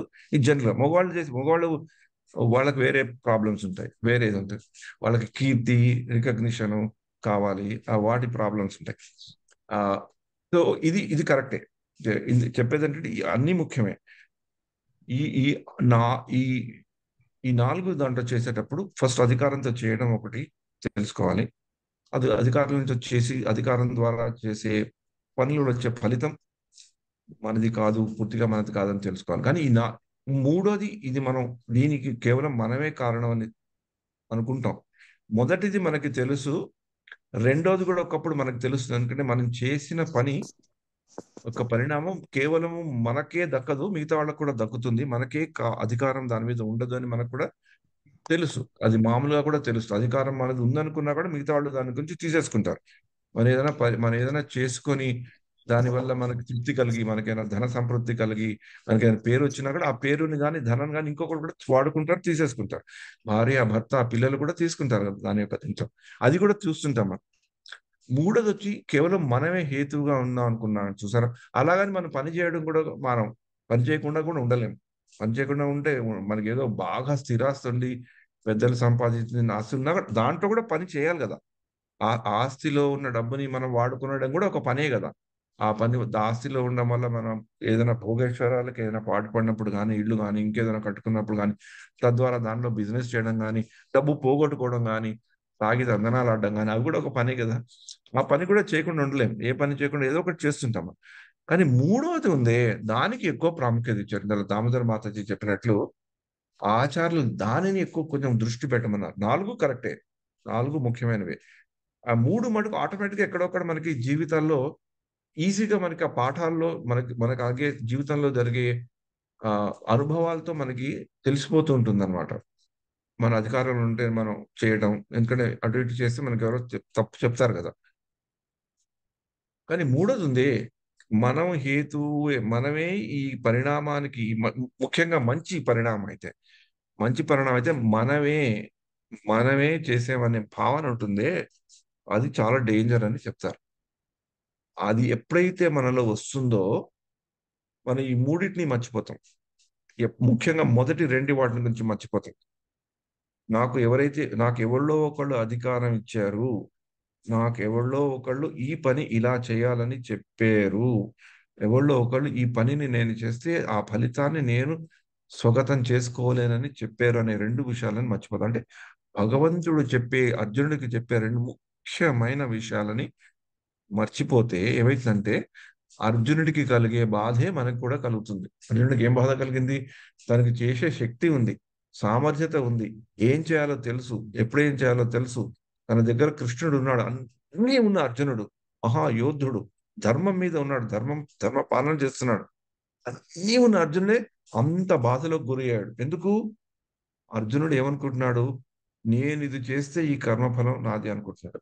నేను చేయడం వల్ల ఇది అవుతుంది, ఈ యొక్క పరిణామం వస్తుంది, మా ఫల హేతురుగు, నేను కారణం, నేను ఈ హేతువుని అనుకుంటున్నాడు కనుక ఆ ప్రాబ్లం వచ్చింది. అందుకని మనని కూడా మన యొక్క భక్తియుక్త సేవలో పనిచేసేటప్పుడు కానీ, నిజ జీవితంలో చేసేటప్పుడు కానీ కేవలము మనమే హేతువు ఈ యొక్క మంచి పరిణామం బాగుంటే పక్కన జరుగుతాం. అందుకని ఇంగ్లీష్లో చెప్తారు కదా, there are many fathers for success but failure is alone. మనం బాగా కృషి చేసి మనతో పాటు అందరితో సఫలీకృతం అయితే ఎంతో మంది, ఓహో మా వాళ్ళు వచ్చింది చాలా సక్సెస్ అయిందని పడతారు. కానీ మనం ఎప్పుడైనా ఫెయిల్ అయితే అందరూ మనం వదిలేసి వెళ్ళిపోతారు. Failure is an orphan, success has many fathers అని మనకి ఇంగ్లీష్లో చెప్తారు. అలానే బాగా సఫలీకృతమైనప్పుడు మనమే హేతు అని మనం అనుకుంటామే, తెలుసుకోకుండానే చెప్తుంటాం. అందుకనే మామూలుగా ఆఫీస్లో కూడా మేనేజ్మెంట్ కోర్సుల్లో కూడా చెప్పినప్పుడు మనం ఎప్పుడైనా మన గురించి మాట్లాడుకుంటే వి అనే పదాన్ని ఎక్కువ వాడాలి, ఐ అనే పదాన్ని తక్కువ వాడాలి. ఎందుకంటే ఐతో వచ్చేది కాదు. ఏదైనా ఆఫీస్లో నేను ఆఫీస్లో ఏదైనా పెద్ద ప్రాజెక్ట్ చేసి ఏదైనా మంచి ఆఫీస్లో చేయగలిగాను అంటే కేవలం నా ఒక్కడి వల్ల కాదని నాకు తెలుసు. అది తెలిసినా కూడా దాని గురించి చెప్పుకోవాల్సినప్పుడు ఇంకొకళ్ళు చెప్పుకోవాల్సినప్పుడు నేను ఐ అనే చెప్పుకుంటాను. ఎందుకంటే నేనే దానికి హేతు అని నేను అనుకుంటాను. కాబట్టి చెప్పుకోవడం వల్ల జరిగే ప్రాబ్లం ఏంటంటే యాక్చువల్గా మనకి రావాల్సింది రాకపోవడమే కాకుండా మనకి గర్వం అనేది వస్తుంది. మనం భూమి నుంచి కొంచెం తేరడం మొదలు పెడతాం, ఎగరడం మొదలు పెడతాం. దానివల్ల మనం ఇంకా తప్పులు చేయడం చేస్తాం. మళ్ళీ దానివల్ల బాధపడతాం. అందుకని కేవలము నేను ఎప్పుడు హేతువుని కాదు. ఎందుకంటే నాకు డైరెక్ట్‌గా ఆ సామర్థ్యత లేదు. అందుకని ఈ యొక్క ఆదేశాన్ని బాగా గుర్తుపెట్టుకోమని ఆచార్యులు చెప్పారు. ఏదైనా మనం వచ్చినప్పుడు కేవలం మనమే కాదు, మనతో పాటు చాలా మందున్నారు. చాలా విషయాలు అనుకూలిస్తేనే మనకు ఆ ఫలితం దక్కుతుంది. నేను ఎప్పుడు మామూలుగా ఈ శ్లోకాన్ని చెప్పినప్పుడు చిన్నప్పుడు ఈ ఈ మన ఈ తెలుగు సంఘంలో కూడా నేను ఒకసారి చెప్పినట్లు గుర్తు. మా మదరు టీచర్‌గా పనిచేసేవాళ్ళు. మేము చిన్నప్పుడు ఉండేటప్పుడు. మేమున్న రోజుల్లోనే అప్పుడు ఈ బోర్డ్ ఎగ్జామినేషన్స్, కామన్ ఎగ్జామినేషన్స్ అయ్యేవి. వాళ్ళకి ఈ కామన్ ఎగ్జామ్స్ అయ్యాక అందరూ కలిసి ఈ పేపర్లు దిద్దడానికి ఉంటాయి గదా! ఆ రోజుల్లో వసతులు సరిగ్గా ఉండేవి కావు. ముఖ్యంగా ఆ రోజుల్లో ఎక్కువ మంది టీచర్స్ తక్కువ ఉండేవాళ్ళు. అంటే బాగా చదువుకొని ఆ ఉన్నత స్థాయిలో ఉండే టీచర్స్ ఇంకా తక్కువగా ఉండేవాళ్ళు. మా మదర్ బాగా చదువుకొని పోస్ట్ గ్రాడ్యుయేషన్ చేసుకొని హిందీలో పండిట్లయి, తెలుగులో కూడా బాగా నేర్చుకొని, ఒరియా నుంచి వచ్చినా కూడా తెలుగులో బాగా ప్రావీణ్యం సంపాదించుకొని ఆవిడకుండే దక్షత ఆవిడకుంది కానీ ఆవిడ చాలా చీఫ్ కరెక్షన్ ఆఫీసర్ కింద లాగా అలా పెట్టేవాళ్ళు. మా మదర్ చెప్పేవాళ్ళనమాట అక్కడ ఇలా పరిస్థితి ఉంటుందని. చిన్న చిన్న స్కూళ్ళల్లో ఈ పెద్ద పెద్ద దంతులుగా తెచ్చిన పరీక్ష పేపర్లు తెచ్చేసి ఫ్యాన్లు సరిగ్గా ఉండవు. వాళ్ళకి నీళ్లు ఉండవు. కరెక్ట్ చేసే టీచర్లకి. ముఖ్యంగా లేడీస్ అయితే వాళ్ళకి పాపం బాత్రూమ్‌కి వెళ్ళే ఫెసిలిటీస్ కూడా ఉండవు. అందుకని పొద్దున్నే లేచి 6 గంటలు, 7 గంటలు వాళ్ళు పని చేయాలక్కడ. మా మదర్ చెప్తుంటారనమాట. వాళ్ళు మొదట పొద్దునొచ్చినప్పుడు కొంచెం ఫ్రెష్‌గా వస్తారు. కొంచెం మంచి మూడ్‌లో వస్తే ఆ తీసుకున్న పేపర్‌లు వాళ్ళు చూసి మంచి మార్కులేస్తారు. మధ్యాహ్నం వచ్చేసరికి వాళ్ళకి విసుగు, కోపాలొచ్చేస్తుంటాయి. ఈ రోజుకి ఇన్ని పరీక్ష పేపర్లు చెప్పాలని కూడా వాళ్ళకి టార్గెట్ పెడతారు. చేస్తూ ఆఖరికొచ్చేసరికి పేపర్లు చూసి టక ఏది పడితే అది వాళ్ళకి అర్థమైతే టకని చేస్తారు. హ్యాండ్ రైటింగ్ బాగాలేకపోతే ఎందుకంటే చిన్నప్పుడు హ్యాండ్ రైటింగ్ గురించి మా మదర్ చెప్తుండేవాళ్ళు. ఈ హ్యాండ్ రైటింగ్ మంచిగా పెట్టుకోండి. ఎందుకంటే మీ పేపర్ ఆ టీచర్‌కి బాగా విసుగులో ఉన్నప్పుడు 3:30కి వచ్చిందనుకోండి, మీరు హ్యాండ్ రైటింగ్ సరిగ్గా లేకుంటే నేను టకటకని కొట్టి పడేసి మీకు మార్క్ లేదని చెప్పా. అంటే మనం మంచిగా చదువుకొని మంచిగా రాసుకున్నా కూడా ఆ టీచర్ ఎక్కడున్నారు? ఎలాంటి పరిస్థితిలో ఉంది? ఏ టీచర్‌కి ఏ పేపర్ ఎళ్ళింది? ఇన్ని ఎన్ని ఉంటాయన్నమాట. ఏ హాల్లోకెళ్ళింది? ఏ టీచర్ కరెక్ట్ చేస్తుంది? అవన్నీ అయ్యాక మళ్ళీ ఆ మార్కులు చూడాక ఆ కూర్చున్నప్పుడు తప్పులు చేయకుండా ఉంటే, ఆ టాబ్లెట్ చేసుకుంటే నీకొచ్చే మార్కులు నీకు వస్తాయి. లేకపోతే నీకొచ్చే మార్కులు నీకు రావు. అంటే మా మదర్ ఏం చెప్పదలుచుకున్నారంటే, కేవలము నువ్వు బాగా చదువుకొని, బాగా రాసినంత మాత్రానే నీకు మంచి మార్కులొచ్చే అవకాశం లేదు. అవకాశాలు బాగా ఉన్నాయి. ఛాన్సెస్ ఉన్నాయి. నువ్వు సరిగ్గా రాకపోతే చాలా ఛాన్సెస్ నీకు తక్కువొస్తాయి. కానీ కేవలం నువ్వు బాగా రాసేంత మాత్రాన నీకు మార్కులు రావు. భగవంతుడు నీకు అది ఆ శాంక్షన్ ఇస్తేనే నీకొస్తుందని మాకు చిన్నప్పుడు చెప్తుండేవాడన్నమాట. వాడు చాలా ఉదాహరణలు చెప్పేవాళ్ళు. ఇప్పుడు అది చెప్పుకునే టైం లేదు మనకి. కానీ అది చాలా ఇన్‌స్ట్రక్టివ్‌గా ఉండేది నాకు. అంటే అప్పుడు ఈ శ్లోకం అర్థమయ్యేది కాదు. ఇప్పుడు దాన్ని తలుచుకుంటే అర్థమైద్దన్నమాట. మనం హేతు అని మనం అనుకోకూడదు. మన ఎగ్జామ్‌లో కూడా మనం పాస్ అయ్యి మంచి మార్కులొచ్చినా కూడా కేవలం అది నేను బాగా చదువుకున్న నా జ్ఞానం వల్ల వస్తుంది అనుకునేది చాలా శుద్ధ తప్పు. ఎన్నో విషయాలు అనుకూలంగా ఉంటేనే దాని యొక్క వస్తుంది. అందుకని భగవద్గీతలో ఆఖరిలో శ్రీకృష్ణుడికి 18వ అధ్యాయంలో ఒక సారాంశంగా భగవంతుడు ఈ శ్లోకం గురించే చెప్తారు. ఈ శ్లోకాన్ని ఒక్కసారి చదువుకొని మనం ఎందుకంటే ఈ యొక్క కర్మణ్యవాధికారస్య శ్లోకంలో మూడవ నిర్దేశం బాగా ఇంపార్టెంట్ అని చెప్పారు గనక మనం చేసే వాటి మీద మనం హేతువులు అనుకోవడం తప్పు అని చెప్పి అధిష్టానం తథాకర్త చరణం చ పృథగ్విధం వివిధాశ్చ పృథక్ చేష్ట దైవం చైవాత్ర పంచమం. అధిష్టానం తథా కర్త. ఏదైనా పని చేయడానికి ఒక జాగా ఉండాలి, యాక్షన్ ఒక ప్లేస్ ఉండాలి, ఆ చేసే వాడు ఉండాలి, అనేక ఇంద్రియాలు సమకూలించి సహకరించి చేయాలి, అనేక మంది అనేకమైన ఎండివర్స్ అక్కడ ఉండాలి, అనేకమైన సానుకూలంగా సహకరించాలి. అవన్నీ అయ్యాక అల్టిమేట్ గా సూపర్ సోల్ భగవంతుడు యొక్క శాంక్షన్ ఉండాలి. Ultimately the super soul. ఇవన్నీ 5 ఉంటేనే, 4 అయినా కూడా 5వది ఉంటేనే దైవం చైవాత్ర పంచమం. జాగా, చేసేవాడు, ఇంద్రియాలు, ఆ చేయడానికి అయ్యే సామగ్రి, అనుకూలమైన వాతావరణం, చేసే ప్రక్రియ, ఈ 4 ఉన్నప్పటికీ, 4 సానుకూలంగా ఉన్నప్పటికీ దైవం చైవాత్ర పంచమం. అలా అయింది కనుక, జైవం చైవాత్ర పంచమం వల్లనే నాకు ఈ పరిణామం వచ్చింది కనుక నేను దీనికి హేతువుని అని చెప్పుకునే అధికారం మనకి లేదు, ఉండకూడదు. కానీ భగవద్గీతలో ఈ శ్లోకాన్ని ఈ విధంగా మనం ధ్యానించకపోతే, 2వ అధ్యాయంలో చెప్పే 47 శ్లోకం సర్వసాధారణంగా చదువుకున్నా, ఇంత డిస్కస్ చేసుకున్నా కూడా మళ్ళీ ఏదైనా మన మంచి పని మన ద్వారా అయితే మనమే హేతు అని చెప్పుకుంటాం. అలా చెప్పుకోకుండా ఉండేటట్లు నన్ను చెయ్యి దేవా, నువ్వు చెప్పిన వరకు నువ్వు నాకు అధికారంలోకి సంప్రాప్తించినందుకు ఈ అధికార పాలన నేను చేయడానికి నా శాయశక్తులా ప్రయత్నిస్తున్నాను. దీనివల్ల వచ్చే కర్మ ఫలితాన్ని నేను అనుభవించాలి అనుకోవట్లేదు, అందరితో షేర్ చేసుకోవాలని, అట్లీస్ట్ కొందరితో అయినా షేర్ చేసుకోవాలనుకుంటున్నాను. ఈ యొక్క ఫలితం నా వల్లనే వచ్చిందని నేను అనుకోకూడదు. అలా నేను ఇంట్లో కూర్చొని ఉండకూడదు, నేను యుద్ధం చేయాలి, పని చేయాలి. అందుకని ఈ శ్లోకాన్ని నేను రోజు ఆఫీస్కి వెళ్లే ముందర తలుచుకుంటాను అనమాట. ఇది మనని గ్రౌండ్ మీద పెడుతుంది. మనం బాగా సఫలీకృతమై ఎంతో మంది మనని పొగిడినా కూడా మనం భూమి మీదనే ఉంటాం. ఎందుకంటే మనకు తెలుసు ఇది మన వల్లనే వచ్చిందని కాదు, చాలా మంది ప్రయత్నిస్తేనే వస్తుంది. నేను చేశాను అని చెప్తామే, అది చాలా తప్పు. మన అందరం ఏది చేసినా చాలా మంది సహకరిస్తేనే ఉంటుందని మనకి మంచి జ్ఞానబోధ చేసే 2వ అధ్యాయం నుండే 47వ శ్లోకం కర్మ సిద్ధాంతాన్ని చెప్తున్న శ్లోకం అయినా కూడా దాంట్లో చాలా భక్తి యోగం యొక్క భావాలు మిళితమై ఉన్నాయి కనుక ఈ శ్లోకాన్ని మనం గుర్తు తెచ్చుకోవాలి. హరే కృష్ణ కృష్ణ కృష్ణ హరి హరి, హరే రామ రామ రామ హరే హరి. మీరు కూడా నిజ జీవితంలో పొద్దున్న లేచినప్పుడు ఈ శ్లోకాన్ని తలుచుకుంటూ మొదలు పెడితే, మీరు రోజు ఆఫీస్ నుంచి వచ్చినప్పుడు కానీ, ఇంట్లో పనులైనప్పుడు కానీ మీలో ఉండే తృప్తి, మీలో ఉండే అనుభూతి మారుతుందని నాకు గాఢమైన విశ్వాసం. హరే కృష్ణ. హరే కృష్ణ ప్రభుజీ, ప్రణామాలు ప్రభుజీ. హరే కృష్ణ హరే కృష్ణ హరే కృష్ణ ప్రభుజీ, ప్రణామాలు ప్రభుజీ. ఎస్ మాతాజీ. అందుకే ఏమంటారు ప్రభుజీ, వెనకటి వాళ్ళకు చదువులు అట్లా రాకున్నా గానీ నూరెత్తనం చేసిన దైవెత్తనం ఉండాలి అని, మనం ఎన్ని చేసినా కానీ భగవంతుడు సహకరించాలి అని చెప్పేవాళ్ళు Prabhuji. Hare Krishna. Very good Mataji, correct, చాలా బాగా చెప్పారు మాతాజీ. హరే కృష్ణ, థ్యాంక్స్. హరే కృష్ణ. హరే కృష్ణ ప్రభుజీ. ఒక్క మాట చెప్పొచ్చు ప్రభుజీ? మీరు నాకు ఈ ఛానల్ రికార్డ్ చేయమని పెట్టారు కదా, నేను యూట్యూబ్ కి డౌన్లోడ్ చేసి పెడుతూ ఉండేదాన్ని. అప్పుడు ఒక మాతాజీ అన్నారు, దామోదర్ ప్రేమి మాతాజీ మీ ఛానల్ నేను సబ్స్క్రైబ్ చేసుకున్నానని.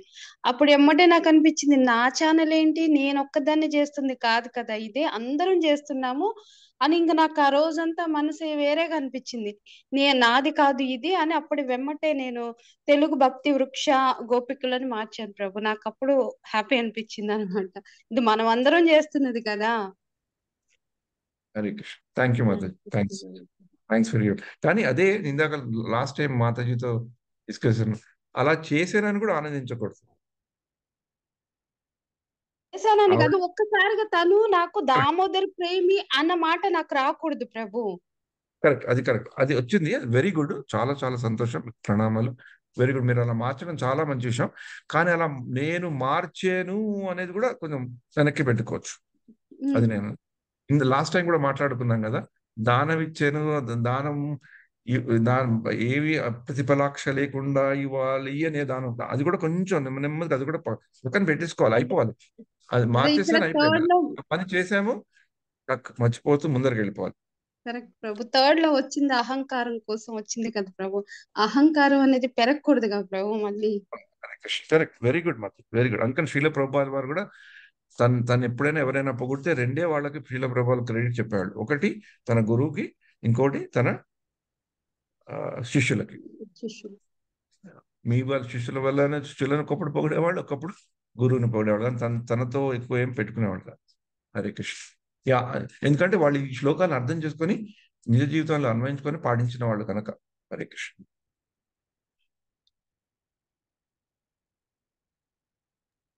హరే కృష్ణ ప్రభుజీ, దండవత్ ప్రణామములు. ఎస్ ప్రభు. అయితే మీరు ఈ శ్లోకంలో 4 అంశాలు చెప్పారు కదా ప్రభుజీ. ఒకటి, విద్యుక్త ధర్మాలను పాటించాలి. 2, పనిని మానకూడదు. 3, ఫలం మీద ఆశ పెట్టుకోకూడదు. 4, పరిణామానికి భగవంతుడే హేతు అని చెప్పారు. నిజమేనా ప్రభు? అవును, ఆర్డర్ కొంచెం అటు ఇటు అయింది కానీ అంతే. Correct, 4 correct. ఓకే ప్రభు. కరెక్ట్ ప్రభు. యా, దాంట్లో ధన్యవాదాలు. నేనే కారణము ఈ కర్మ ఫలానికి అనే దాన్ని మనం పక్కన పెట్టుకోవాలి.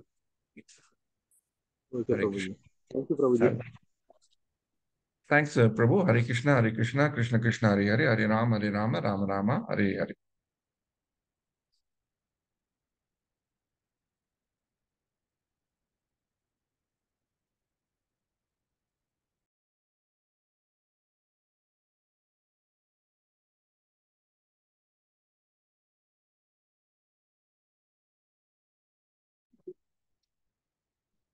హరే కృష్ణ ప్రభు.